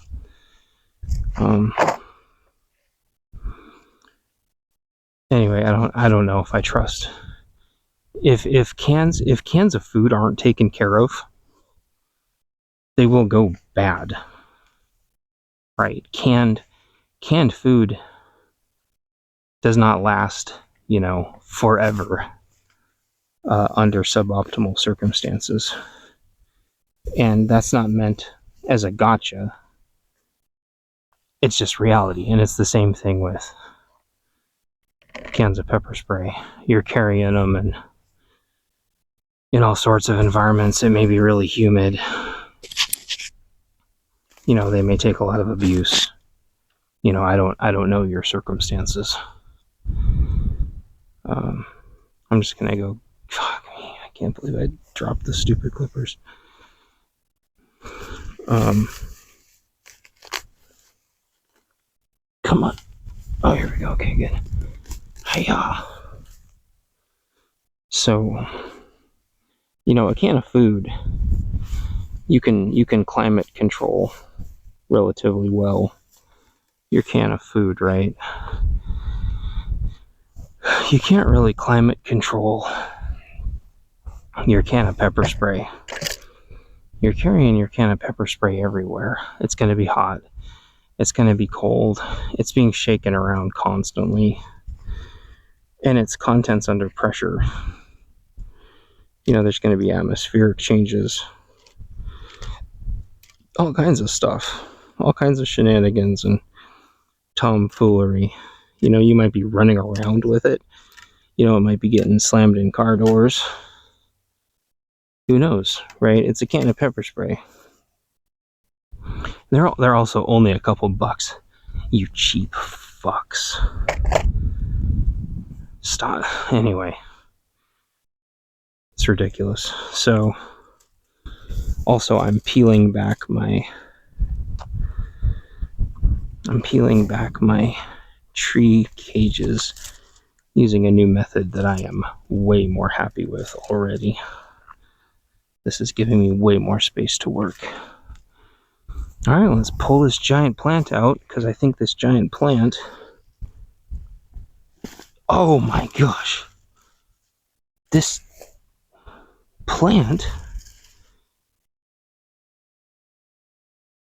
Oh man. I can't even... That just like ripped up all the dirt around the root ball of the tree. Oh my gosh. This thing's got a million teeny tiny roots and a million big roots. And it was going straight down. This thing was killing my tree. 100%. This thing was killing my tree. I can't believe that. This was tunneled straight down parallel with my tree. I don't even know where these fucking plants came from. Anyway, that's amazing. I don't know where these plants come from. And I should be pulling them out way sooner.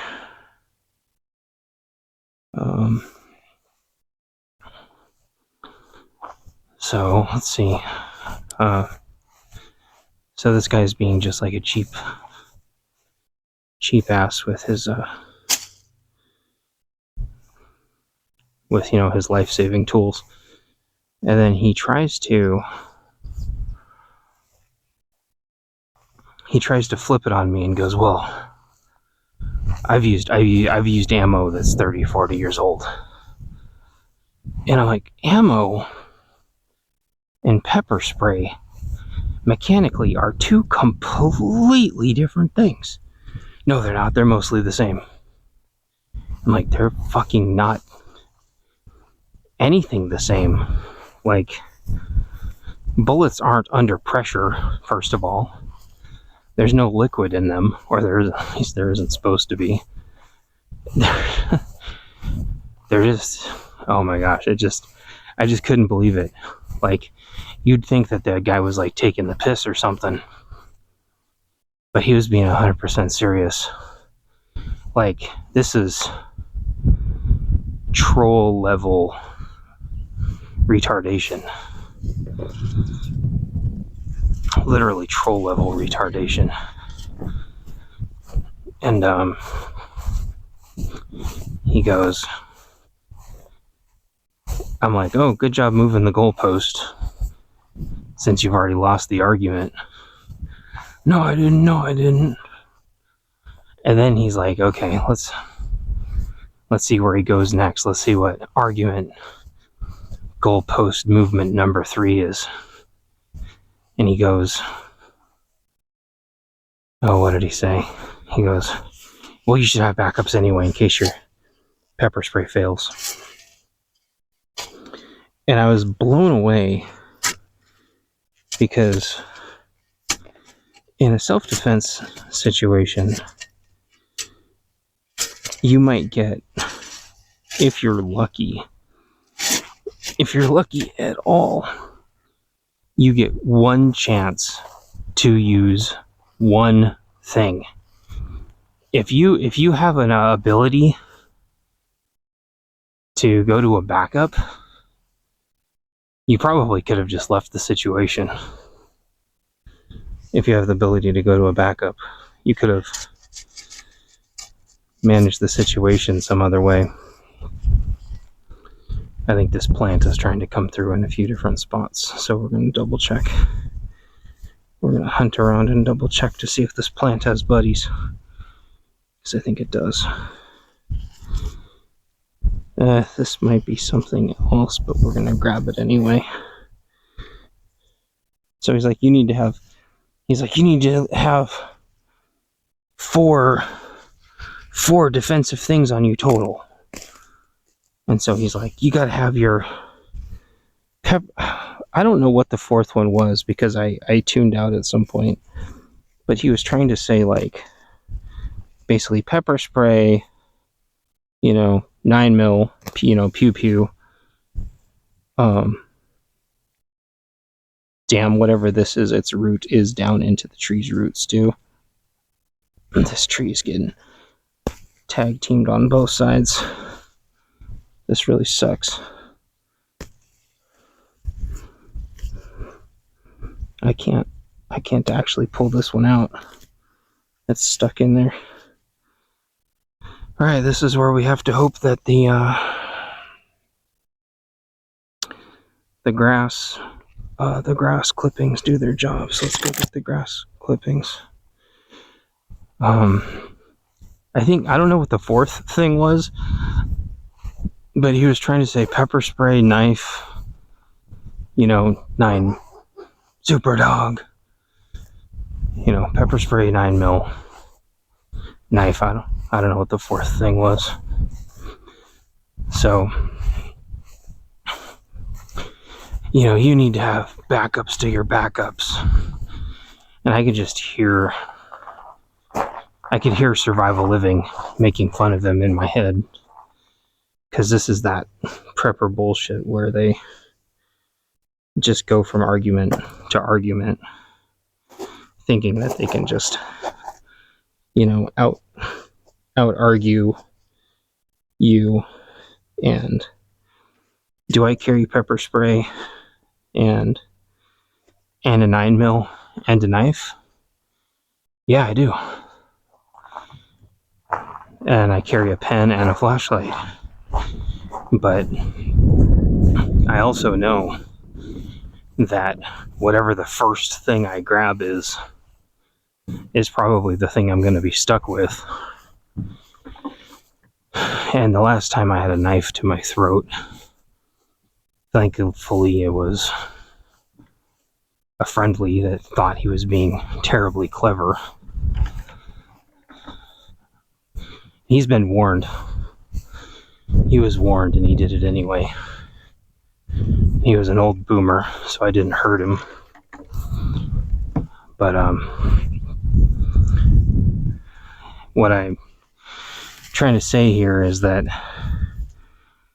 I didn't freeze, but I didn't go for a weapon either. I mean, the knife was at my throat. I mean, I could see what kind of knife it was.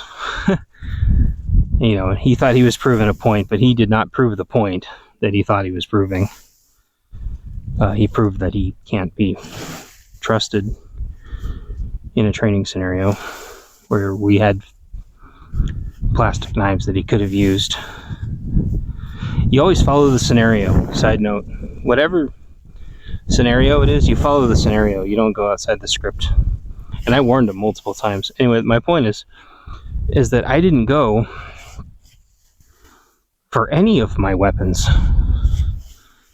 I told him to get the knife off my throat. I had a pen that I could have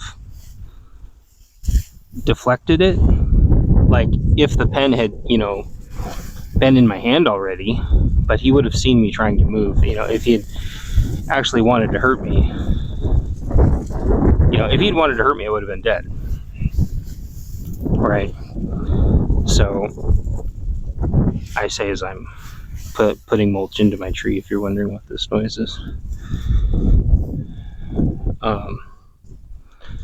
This is actually looking pretty nice. Kind of happy with. I'm actually really happy with this.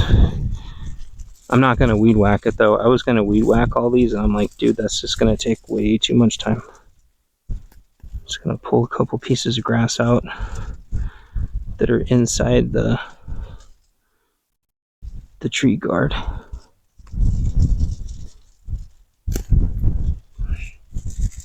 And then I'm gonna just keep mulching and water the heck out of this, and this is actually working really good. I'm really happy with this. I'll water it down, which will kind of turn it into soup, but I kind of don't care.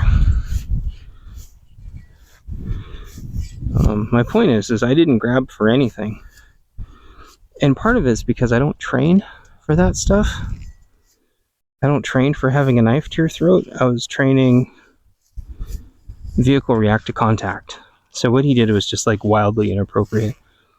But drawing a 9mm on him would have ended up me being dead if it had been a real situation. If it had been a real situation, I would have just been dead, period. And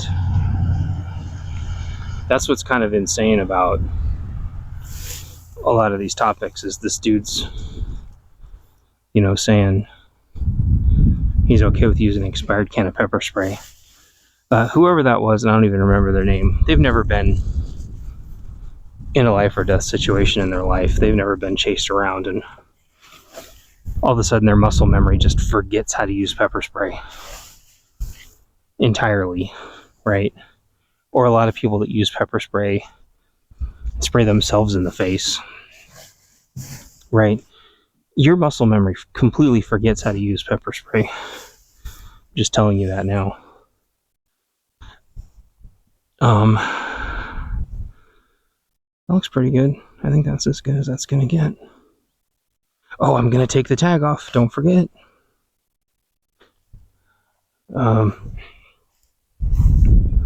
It's just kind of crazy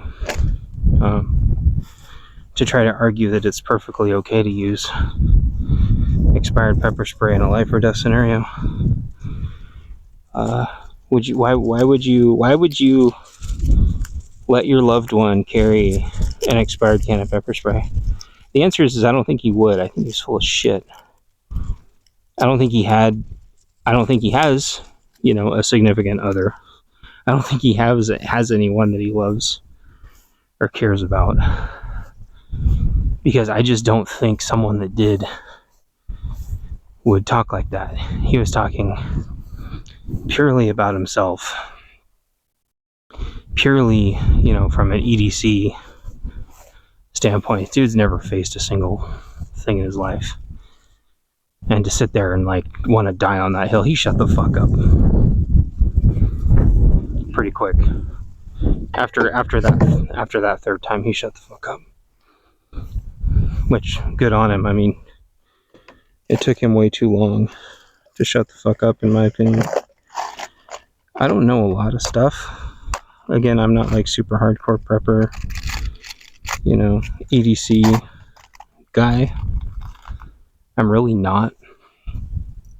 But I do know some things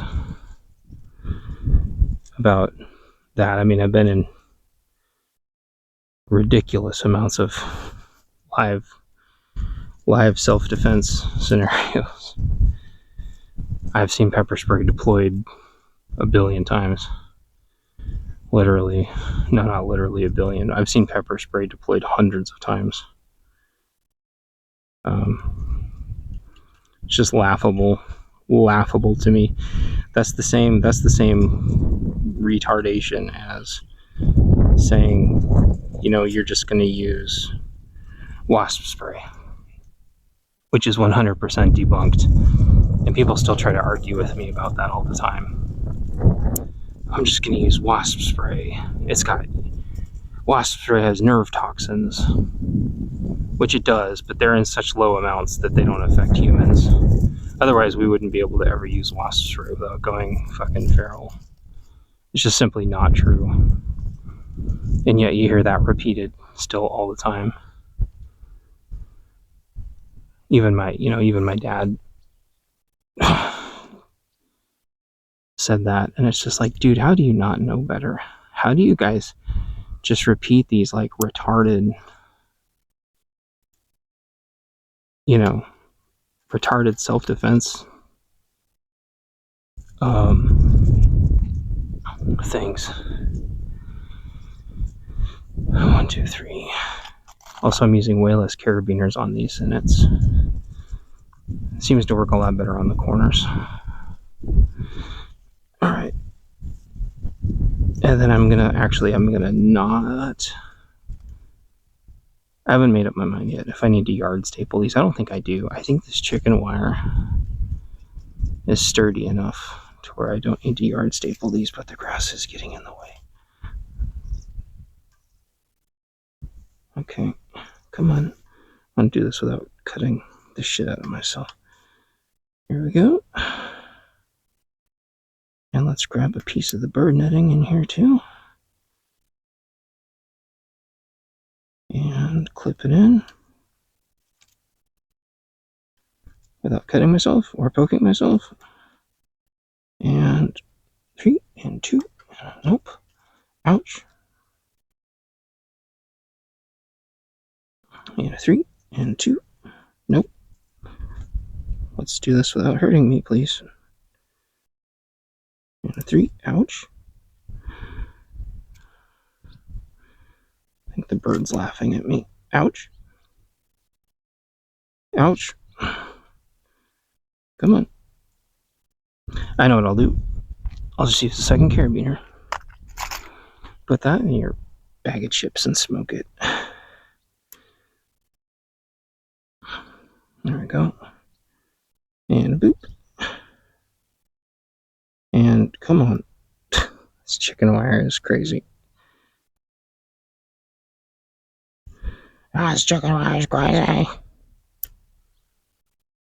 There we go. Good enough. Good enough for homestead work.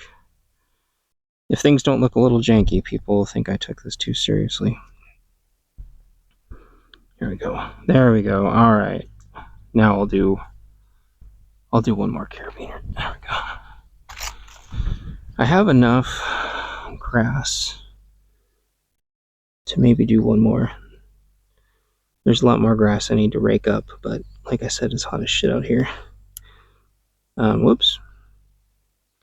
What I might do though is I might just stop recording and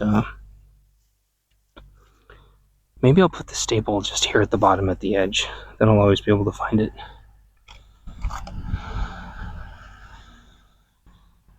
Instead of putting it in the middle. And that way it kind of holds the edge down a little bit. Let's do that. Let's do that. But I mean, if I'm... Come on. There we go. Nope, I just bent it. Gosh darn it. I think this was actually one of the better yard staples too. But this ground has got something in it that... Damn it.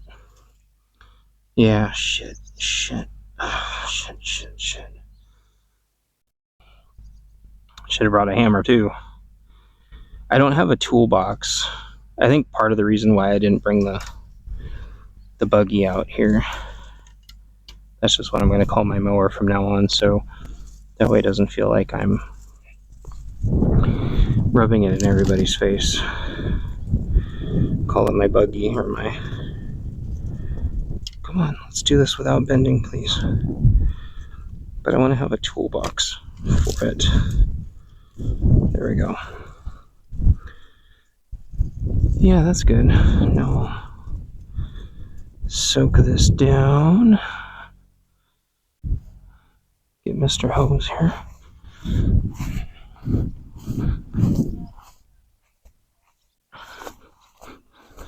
Alright. Yeah, I think I'm gonna do, when I come out here for reels, I'll, come on. I'll not record it, I guess. put on some music and try to brute force the whole thing, I guess. Try to raw dog it. Let's run this water for a minute. It's super hot.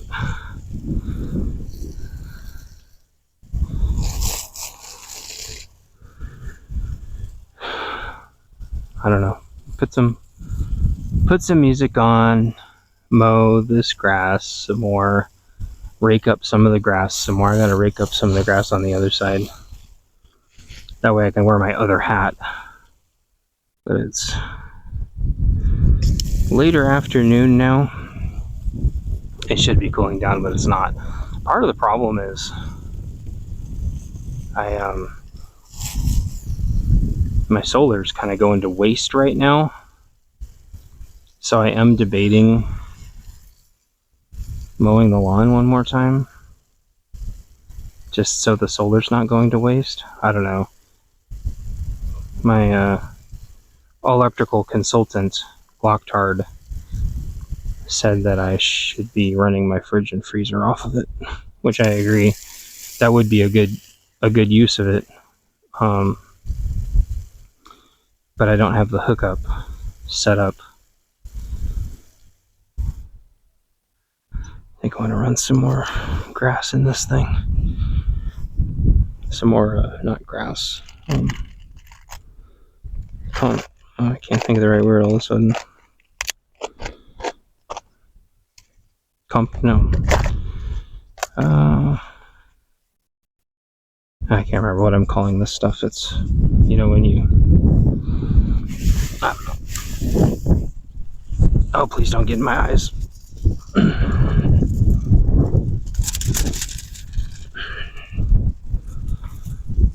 But according to Copilot, which has peanuts in its head, you're supposed to prove that you're taking care of your plants. You're supposed to have, a bed of, wood chips, but not beauty bark, but, wood chips or something in there. So I said, is grass okay? Is cut grass okay? And they're like, Copilot said, dried grass is just fine. So, for now, it's like, get pine needles. I'm like, man, I can't get pine needles. I mean, there's a Doug fir forest, right next to me, but I can't go get needles from there. Not without my trolley.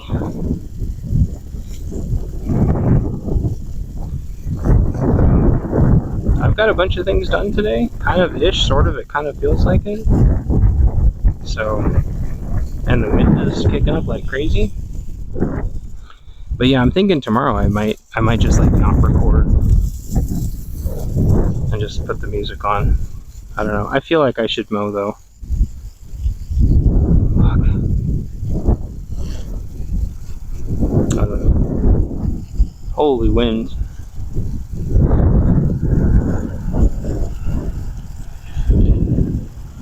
But I think everybody else is winding down for the hot afternoon. Hot breeze coming through.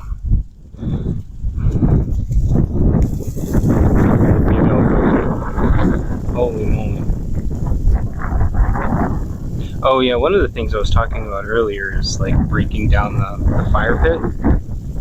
And this place is terrible for a fire pit. I already have like crazy PTSD when it comes to fires because of a really dry April that happened around the Rona time before the fires. There's that ultra dry April, and I almost fucking...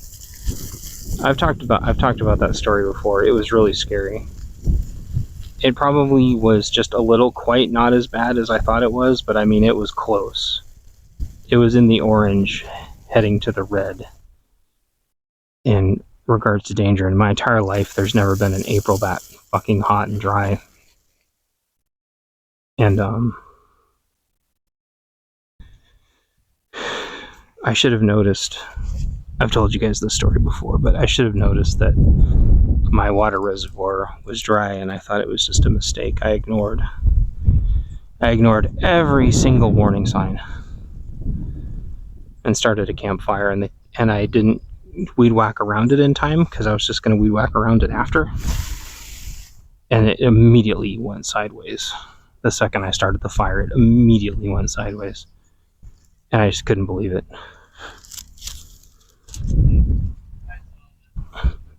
I couldn't believe it.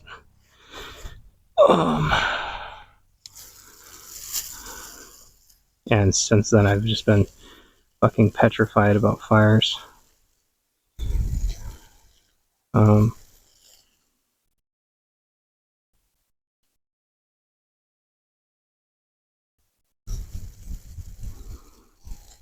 So,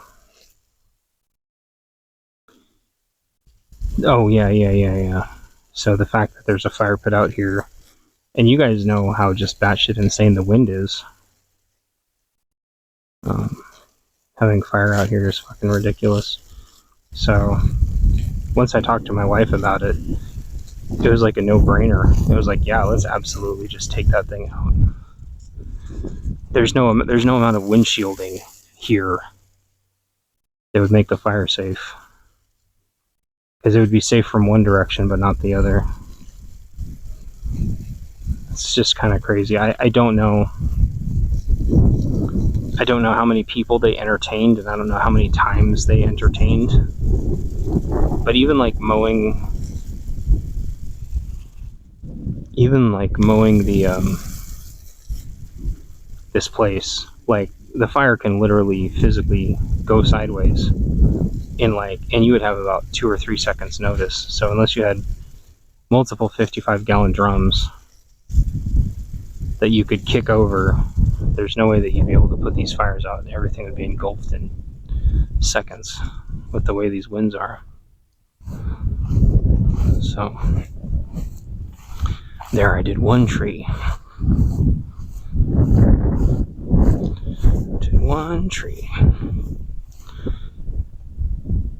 I guess sadly it kind of doesn't really look that much better.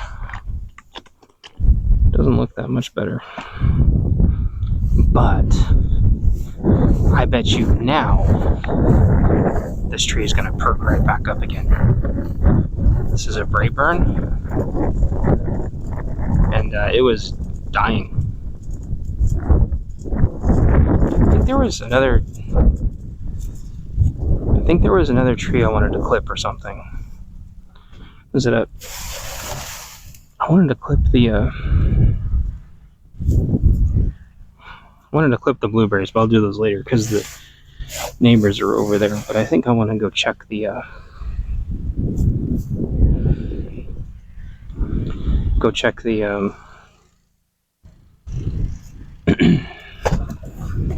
can't fucking think. Check the cherries. I think I want to call this a day.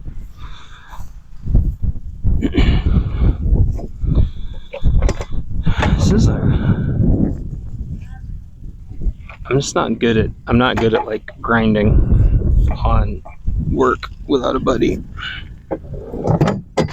I think you guys know that. Me and my brother busted out a few of these while he was here, and that was like really, really useful.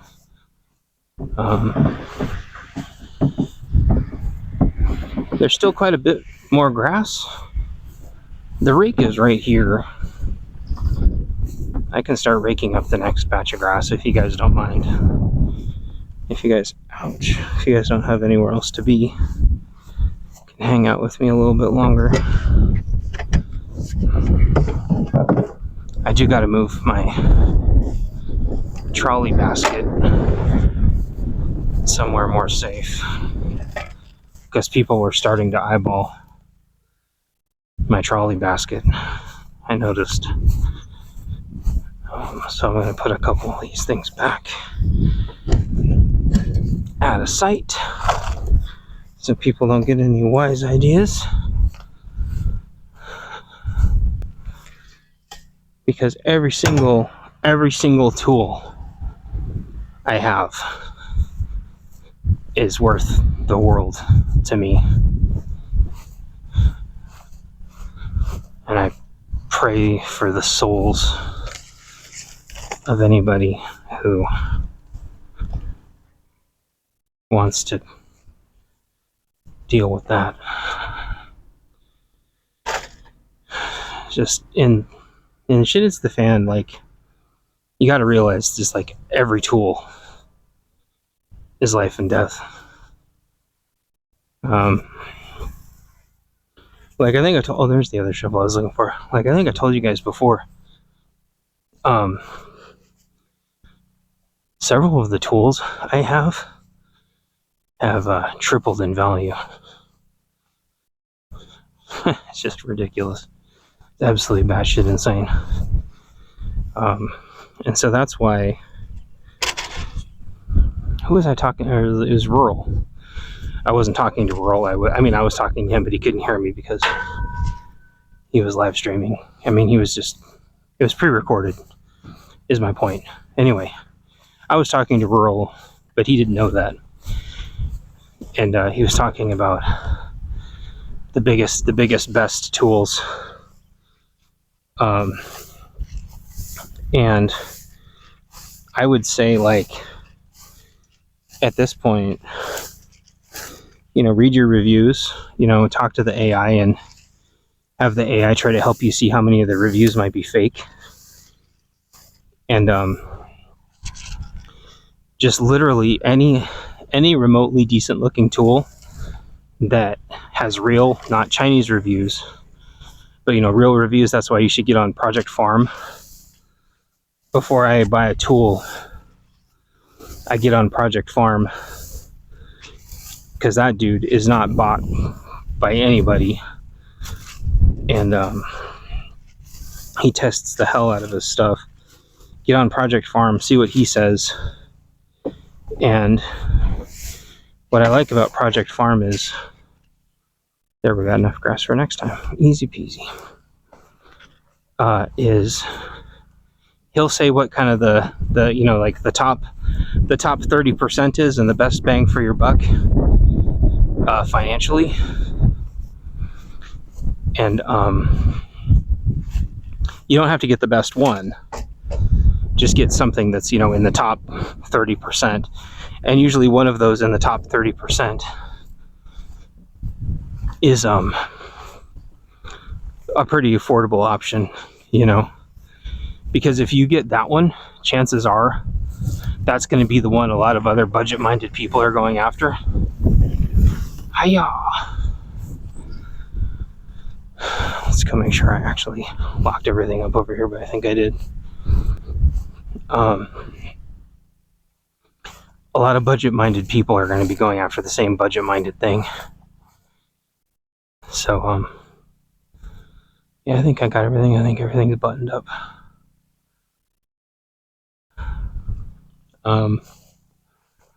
So yeah, you don't have to get the best one. Just get one that is in that top 30%. Because what you don't want is you don't want to use a tool one time and have the tool break. That's what you don't want. Oh, that's right, I'm gonna go grab the trolley and shit, I may as well get the mower out. Yeah, because if I've got to grab the trolley, move the trolley around anyway. Anywho, I'm probably gonna record another part of this later. I'm gonna mow, that way I'm using, oh shit, I gotta sneeze again.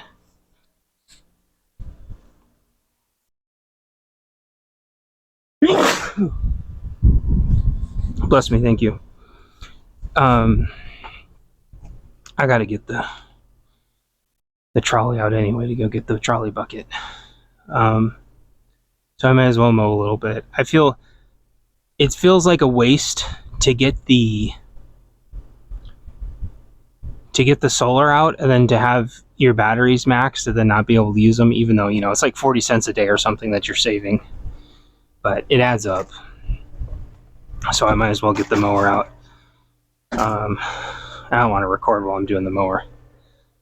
So, like, subscribe, tell your friends, and oh my gosh, it's so much cooler in here. And I'll see if I do another piece to this. So, take care, y'all. This is going to be an extra long episode. Some of you are going to be super happy. Some of you won't have made it past 5 seconds. So, I'm going to cool down for a minute, and then I'm going to go back outside and mow a little bit and get the trolley bucket. Put the trolley bucket somewhere, so I'm not dragging it around like a buffoon. All right, part four of today's episode. We're gonna go grab the solar. See how the solar did today. Hello, sissy face. Hello, sissy face. Let's see how the solar did. 94%. So got, I don't know, couple thousand watts today. I put it out late after talking myself out of it back and forth a couple times. So I got a couple thousand watts today for free, which is a whopping 10 cents or something. I saved 10 cents today, you guys. The funny thing is, though, and again, me and Glocktard talk about this, like, that's the problem, is that you're just power energy in most reasonable places in the world, in the US, is not that expensive, right? It's not that expensive. The problem is that it adds up. It adds up really bad. And so saving, at this rate, I might save like $5 or $10.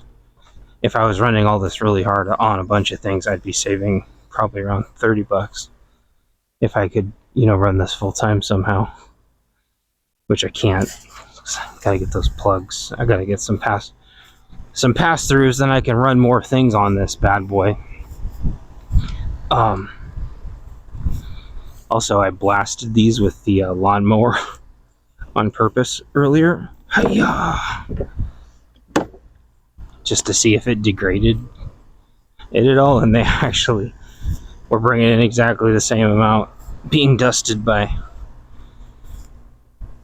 grass from the mower. I thought that was pretty funny. Hi-ya! So yeah, I want to save. Oh, whoops! I got to do that one first. No, I'll snap this while I'm here. Running a couple freezers, running like the fridge and freezers off it all day. That would save. It might save $1 a day, right? That's the thing, is like, then over the course of a month you save $30, and $30 is $30. Nothing wrong with that. Come on. There we go. $30 is $30. It's just where a lot of people fuck up, and this is kind of what I was trying to talk about with my battery off-grid logistics video. Come on. Is the time that you need to charge everything is usually not when you're running everything, right? So like, it's way more efficient to charge your shit at night and be powering your battery all day. No, wait, did I say that wrong? I mean, but the problem is you're outside working all day. So like, ideally you'd be charging your shit all day, but you can't. And so having solar running all day without batteries is fucking pointless. And that's for whole home grid. but that's for like prepping off-grid shit too. So all that is to say, all the ding dongs that buy solar and all the ding dongs that buy solar and don't buy batteries are fucking stupid. Then they go, well, I can't justify. Bleh. Oh, that is the tiniest mantis in the world. Go on, tiny mantis. Oh, he jumped. Run, tiny mantis. He goes, beep, beep, beep, beep, beep, beep. Those things haul so much ass. I cannot believe how fast baby mantises run. Anyway, all these fucking retards that get whole home solar and no batteries, then they think they're prepared. It's like, congratulations, you can run some shit on a hot day, which is great for, you know, your AC. Like, what are you really offsetting during the day? And if you're not home, by the way, if you're not home and you don't have timers on all your shit, so you can wash your clothes during the day, wash your dishes during the day, run your dryer during the day, cook your food during the day, so that it's all done by the time you get home. Because by the time you get home, the solar's already fucked. Like, it's just, you know, heat your water during the day. Like, that was kind of my point to off-grid logistics, is it's just insane to me that the solution to all that is batteries. Or two sets of batteries, honestly. The solution to that's 2 sets of batteries. Preferably, you know, a battery wall. And then whatever batteries you're going to be using. So let's tuck this in here so it's protected from whatever. My neighbor got his combine working again. He had people working on his combine all day, and now he's combining away. It's on a mission. Thing is awesome. That thing could do my whole yard in like 10 minutes. What was I saying? Yeah, the solution is to just get 2 sets of batteries. 1 set of batteries to use all day, and 1 set of batteries to charge all day. Oh, that just disintegrated. Whatever that was. So part of the question here, different topic, all the cinders, there's just cinder disintegrating. The question's going to be, how and where is like flat enough to put a shipping container? And what I think me and my wife decided is that it's got to go, gosh dang, there's just so many deep ass ruts. These ruts are massive.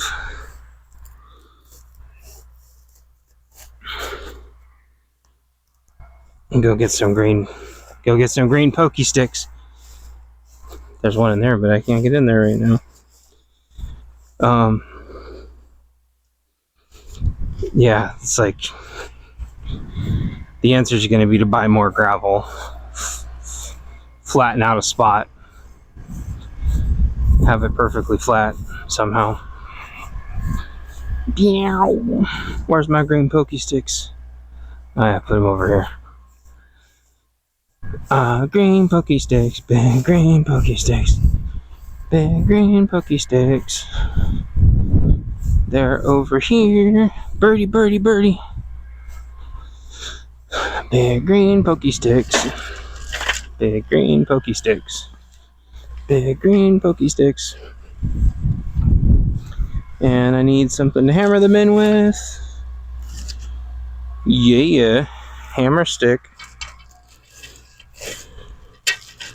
Come on, big green pokey sticks. There we go. I use the big green pokey sticks to mark holes because these potholes, these post holes that nobody ever filled in, that are everywhere in Minecraft,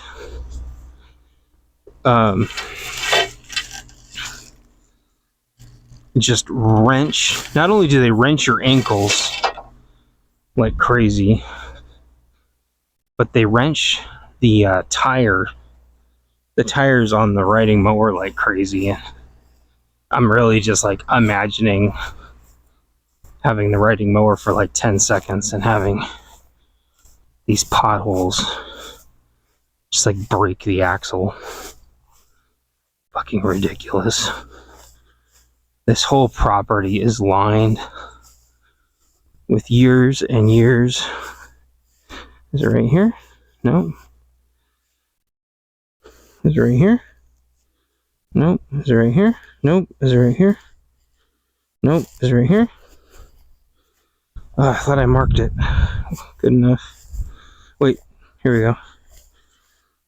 And so usually if you find one and mark one of them, because the chicken coop was here, and then I kind of scuff my feet till I find the next one. And then I come out here with the pine litter, and then I try to fill them in as best as I can. Put the bonking stick away.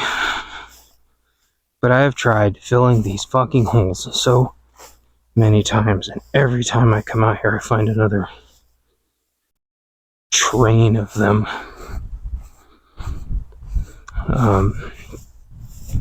Yeah, we gotta make this place flat somehow. Golly, that's a big one.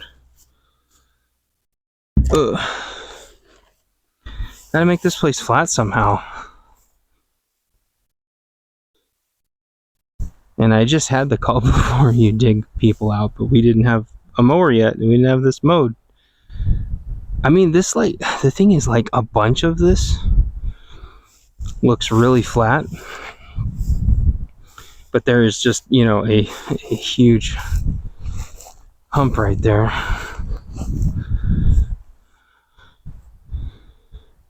Then it's flat again. Like, it looks really flat exactly where the fire pit is.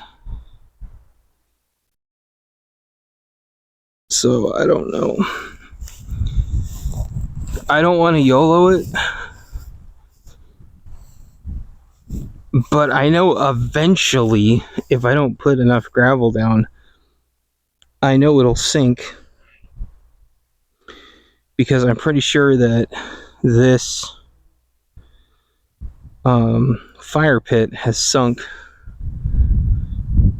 something like 4 inches, and the shed has sunk. So it's like you're supposed to get 6 to 12 inches of gravel. Fucking, that's gonna be hundreds of dollars. I don't know, man. I need you to close all the way.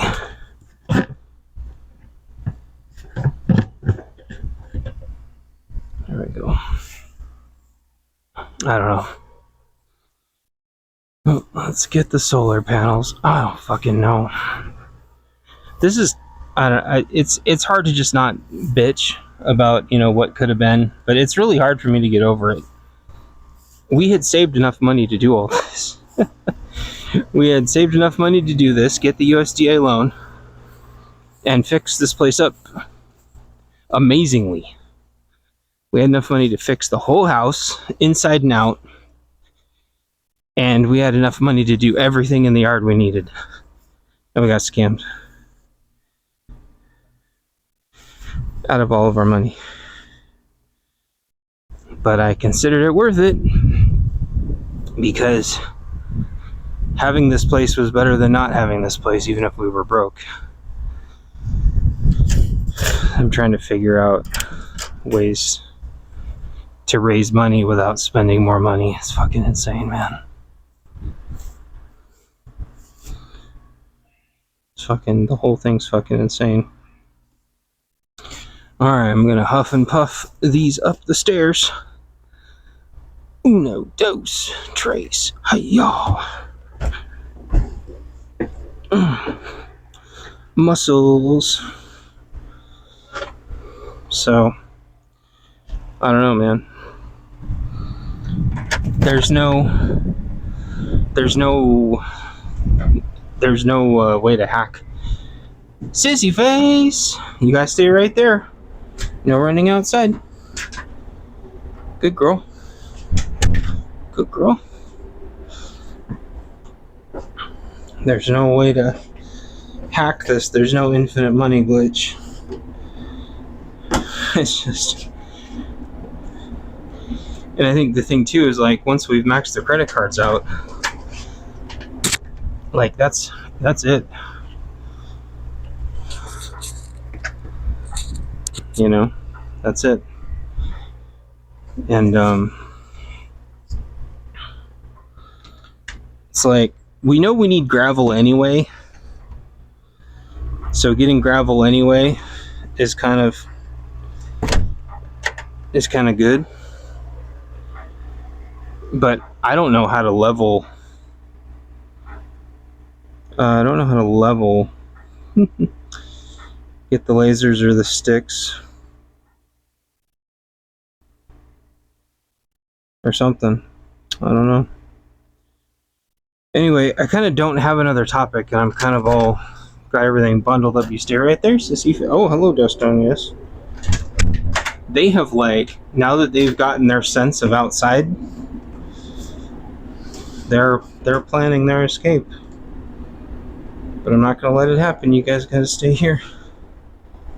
You guys gotta stay here. You gotta protect the inside of the homestead.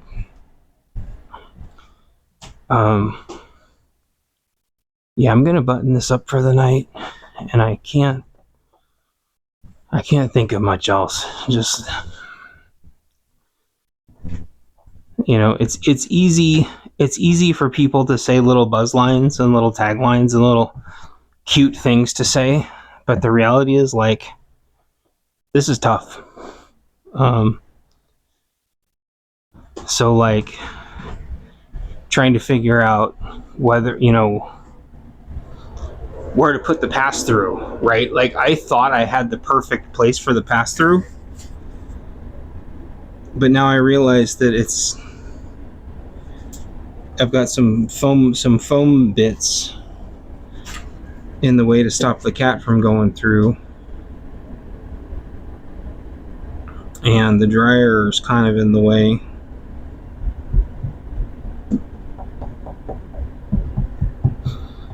Maybe if I put it up higher?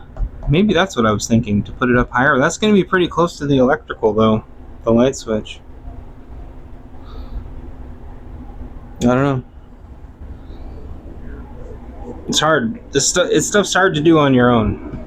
Especially when you've never done it before and you're just guessing and you don't want to make a mess out of everything. Ooh, Dustonius is chasing Sissy Face around. He's going to ambush her. Oh, he cut her off. He's gonna get her. Get her, Dustonius. You son of a bitch. Ooh, he got her. Get her. It's so nice to see him play. Have a play buddy. Anyway, I don't know. Just choose wisely, wise chosen one. And then just stay the course, unless unless it's just completely obvious that it's not going to work. But results take time, but don't sit in like a losing pattern. Like there was this thing I was watching yesterday or something, and it was talking about some investment banker that lost billions. And the reason why he lost billions is like he was so sure about some stock that he didn't want to pull out when it was obvious. And then when he lost everything, when he lost everything, there was still a little time where he could have saved a little bit of it, where he could have saved some of it. Get it. Oh, Justonius. Dear Justonius. He's being all crazy. Justonius is being all crazy. Oh, she cut him off. Get him, sissy. She gotta get him. He lost all the rest of the money, because even when there was a little bit of money left that he could have pulled out, and I say a little bit, it was still, hundreds of millions of dollars. He still didn't do it. And oh no, that one's a little too big.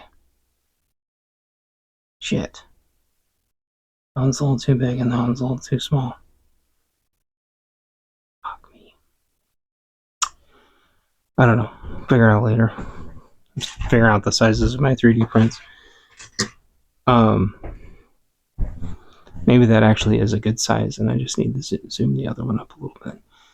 Anyway, the point of that is like, I've been into crypto since 2018.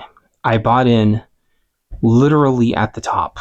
Okay, I bought in literally at the top. It is, besides Bitcoin, which doesn't count for in a lot of ways. I bought in at the top and I've been losing ever since. But I only bought in a little bit, and I was able to make it all back with some good strategic trades over the years. And I got into SHIB pretty close to the bottom. Made a bunch of money. Moved it slowly to Algo and ADA, only for just the ass to fall out of SHIB, but at least I had moved quite a bit of it. But then the ass fell out of... Then Algo did really well.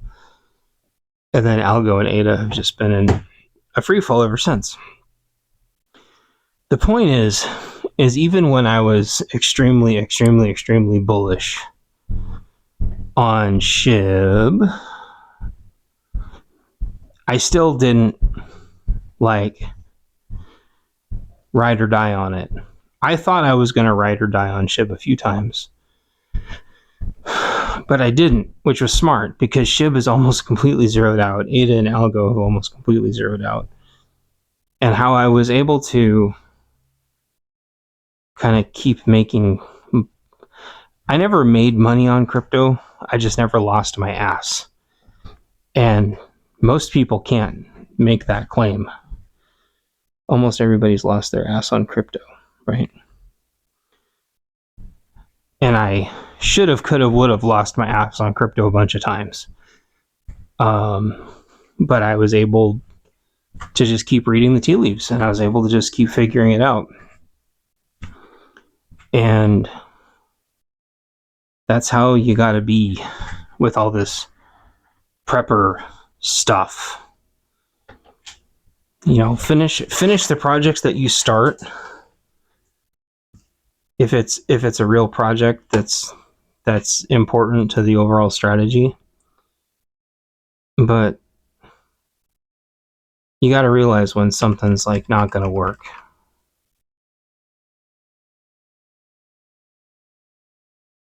You got to realize when things aren't going to pan out. And so, getting a shipping container is part of the strategy. Getting a new carport was a part of the strategy. Getting a riding mower was part of the strategy, right? Building every single garden. 1, 2, 3.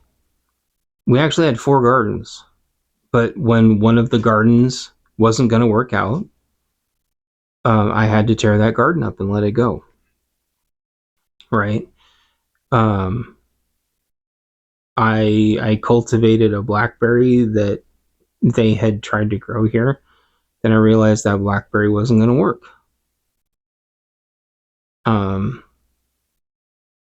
had some in-ground beds that were really cool, and I really liked them.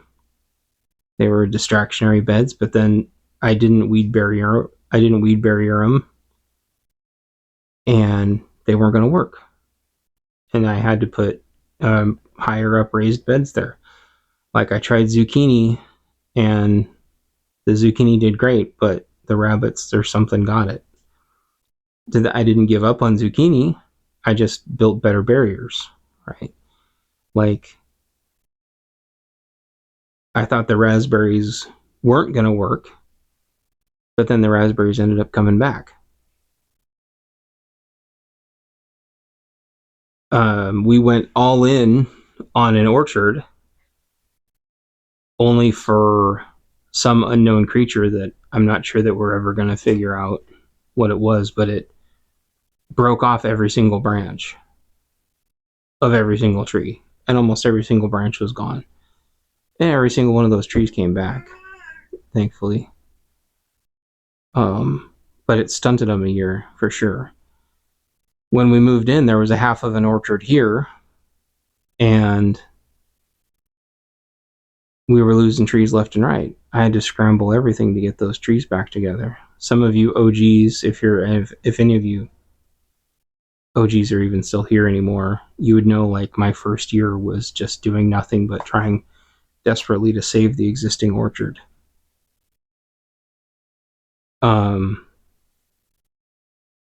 And I think in the grand scheme of things, I think we maybe lost only 2, I think. And what's insane is one of the cherries, you keep hearing me eating cherries. Earlier, one of those cherries was eaten down to almost the root, and a sucker came up and is already now bigger than the original. So a lot of that nonsense about suckers being useless was just patently false, because in 2 years a sucker is producing new cherries, which is insane, and not at all what everything I read said. Oh, the cats are talking. That means that maybe someone's about to get a beat down, or Dusty's hurting from playing too rough. Are you okay, Dusty Bear? Are you guys playing? I think he was just singing sweet nothings to Sissy Face. He goes, "Oh, how I love you, Sissy Face. The way you chase me around the place. The way that you get all up in my face. The way you knock over a vase. And you're a space case." I think he's just singing sweet nothings to her. Oh no, she's over there. Maybe he was calling to her. Now she's singing. Anyway, just stay the course until it's time to not stay the course. anymore. Constantly be reevaluating if something's working or not. So like we had to abandon, like I said, we abandoned the fourth garden. I was able to save the Sissy face. I was able to save all the strawberries. I wasn't able to save the huckleberries, but those kind of huckleberries don't grow here for shit anyway unless you have them in full shade. So no matter where we put those things, it was wrong because they need to be in full shade. And I finally found another one, and it's just chilling under the porch. And it's under the porch, and it already fried.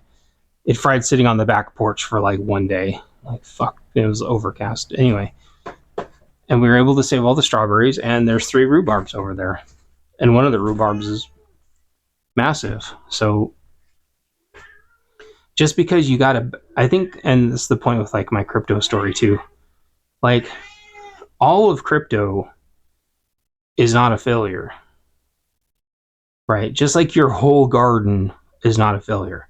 If you're able to salvage even 1 or 2 things, it was a learning experience, and at least you salvaged some things, and those things are going to be stronger, right? The strawberries didn't work in the first patch we put those either.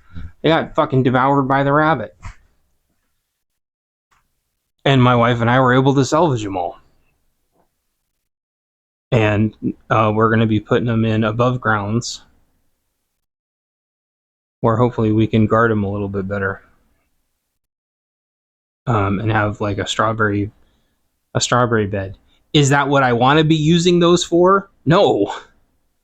But I also freaking love strawberries, and having the strawberries right here is going to be awesome.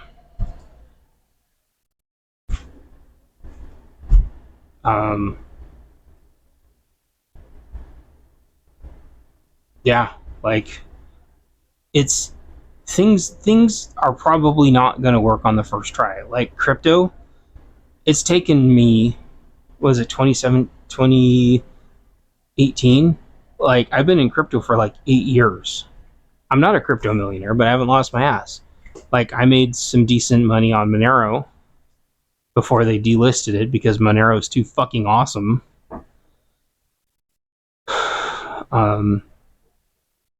And now crypto's way down, but it's just another opportunity for consolidation. It's way down, but I didn't lose my ass. Like that's the crazy thing. Like when crypto can be way down and you not lose your ass, just like when prepper shit is like 3 times the price and you still haven't lost your ass, that's when you have met kind of your point of resilience, right? And that's the thing with batteries and solar. Is it an infinite money glitch where I'm saving hundreds of dollars a month? No, I'm only saving a couple dollars a month, but I'm also not losing my ass, right? Like most of this stuff going to make me like $1 million? Is having a vacuum sealed bag of flour that probably should, spend a couple days in the freezer, but it's probably years too late now. I don't fucking know. Is it going to make us $1 million? No, but like it'll be a couple more days of us having bread.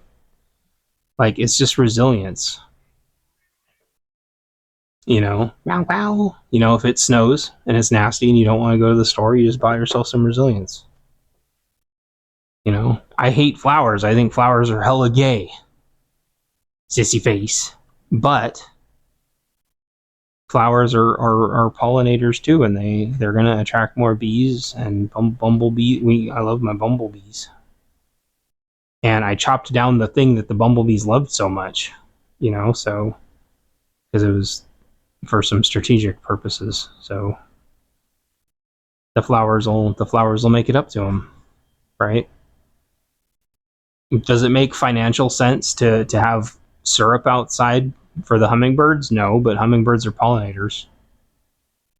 It's just resilience. You're sitting here building layers and layers and layers and layers of resilience.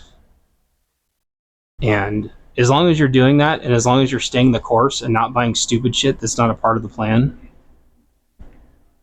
It's okay to get things. Like, I say football's hella gay, and it is, especially the NFL. The NFL is just the most gay thing that exists.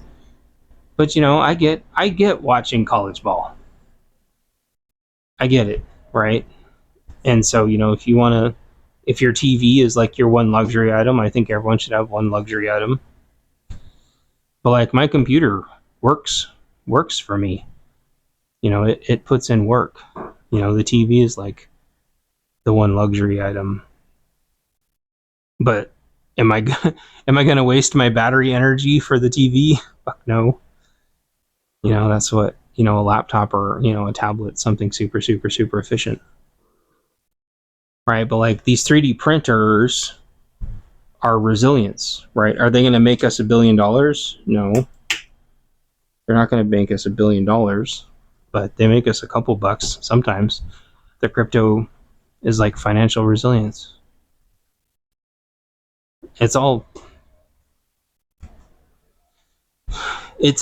hedging, right? It's all arbitrage. It's all, do I need an extra GPS? No, I don't need an extra GPS, but it was almost nothing, and now I have a second GPS. Okay. It's just, I don't know.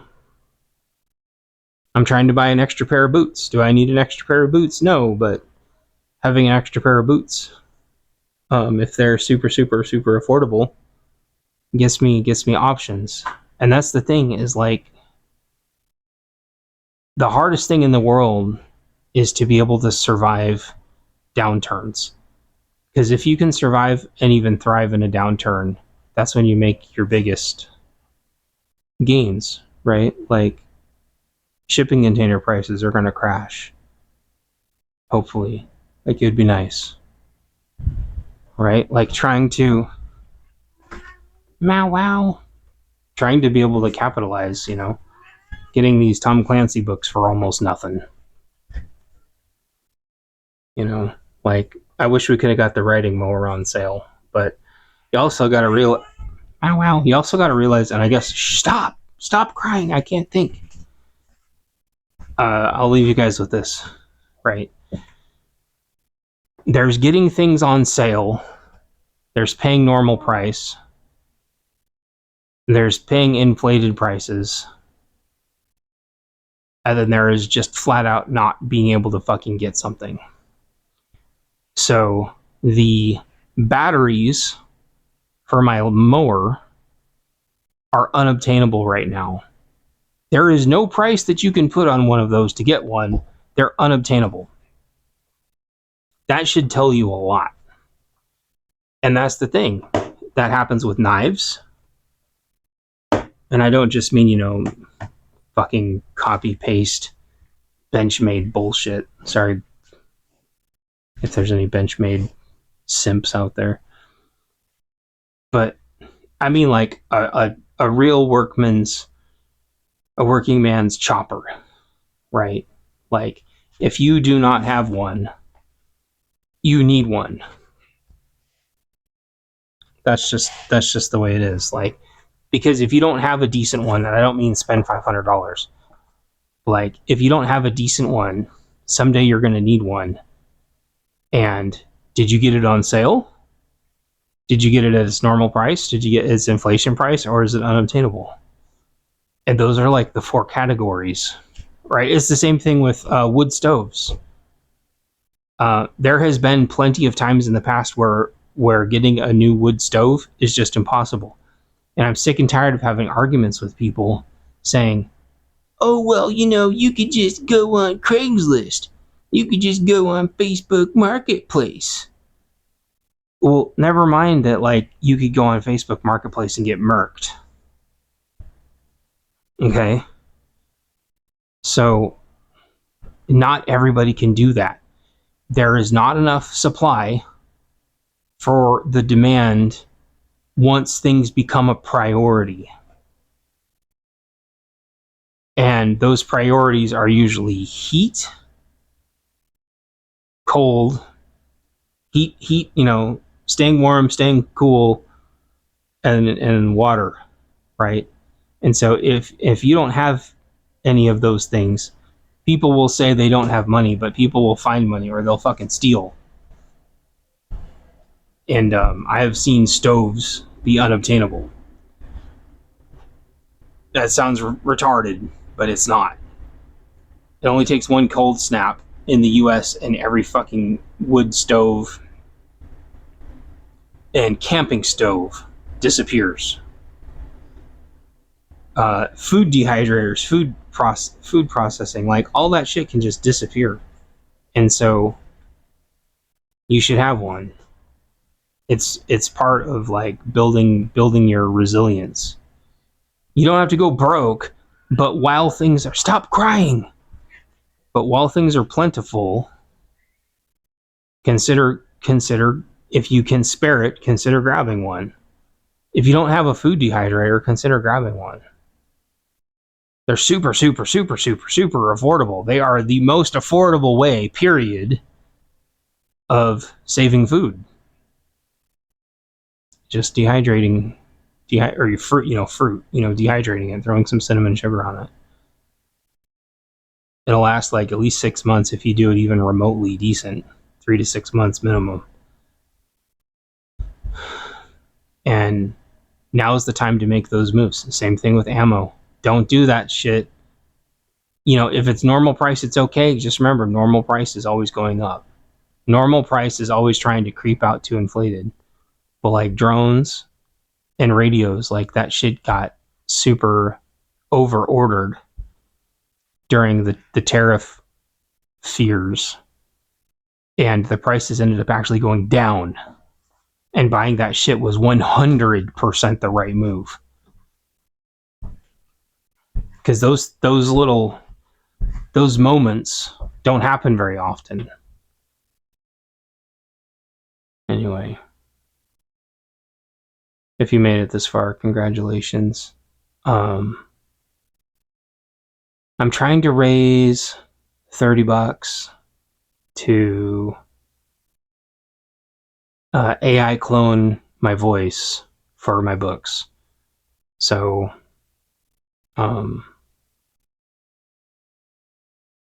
if anyone's interested in reading my books, and I want to put them as like a subscriber. I've been planning this for years. I just haven't got to do it yet. I was waiting for the right software to come out, and I think I found the right software. It's $30. Oh, but it's free. Blah, blah, blah, blah. No, like, believe me, I've looked. I want to run it local on my specific machine. Anyway, if you want to hear my books narrated by an AI cloned version of me, as like a fun membership tier, if I ever get my watch hours, consider going to my Buy Me a Coffee or something.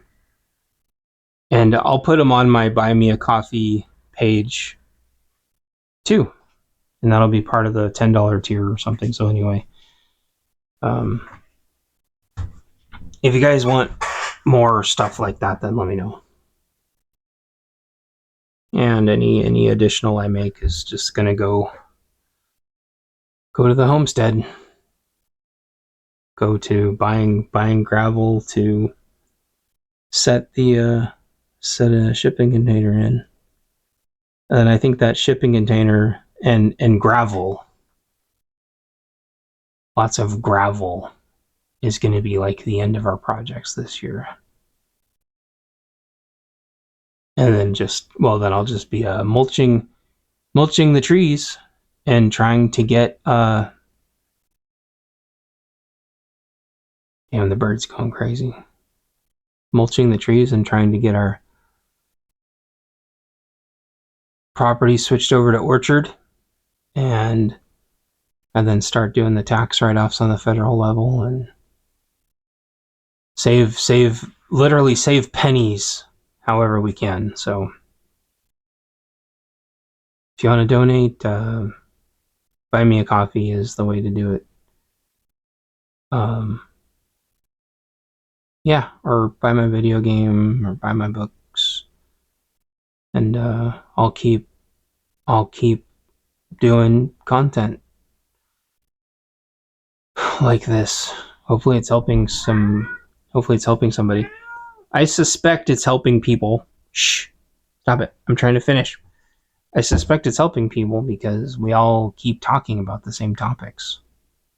So we must all be on the same page, and that's good. So I think people are hearing good messages. Anyway, I'll talk to you all later. Like, subscribe, and buy my books. Bye-bye.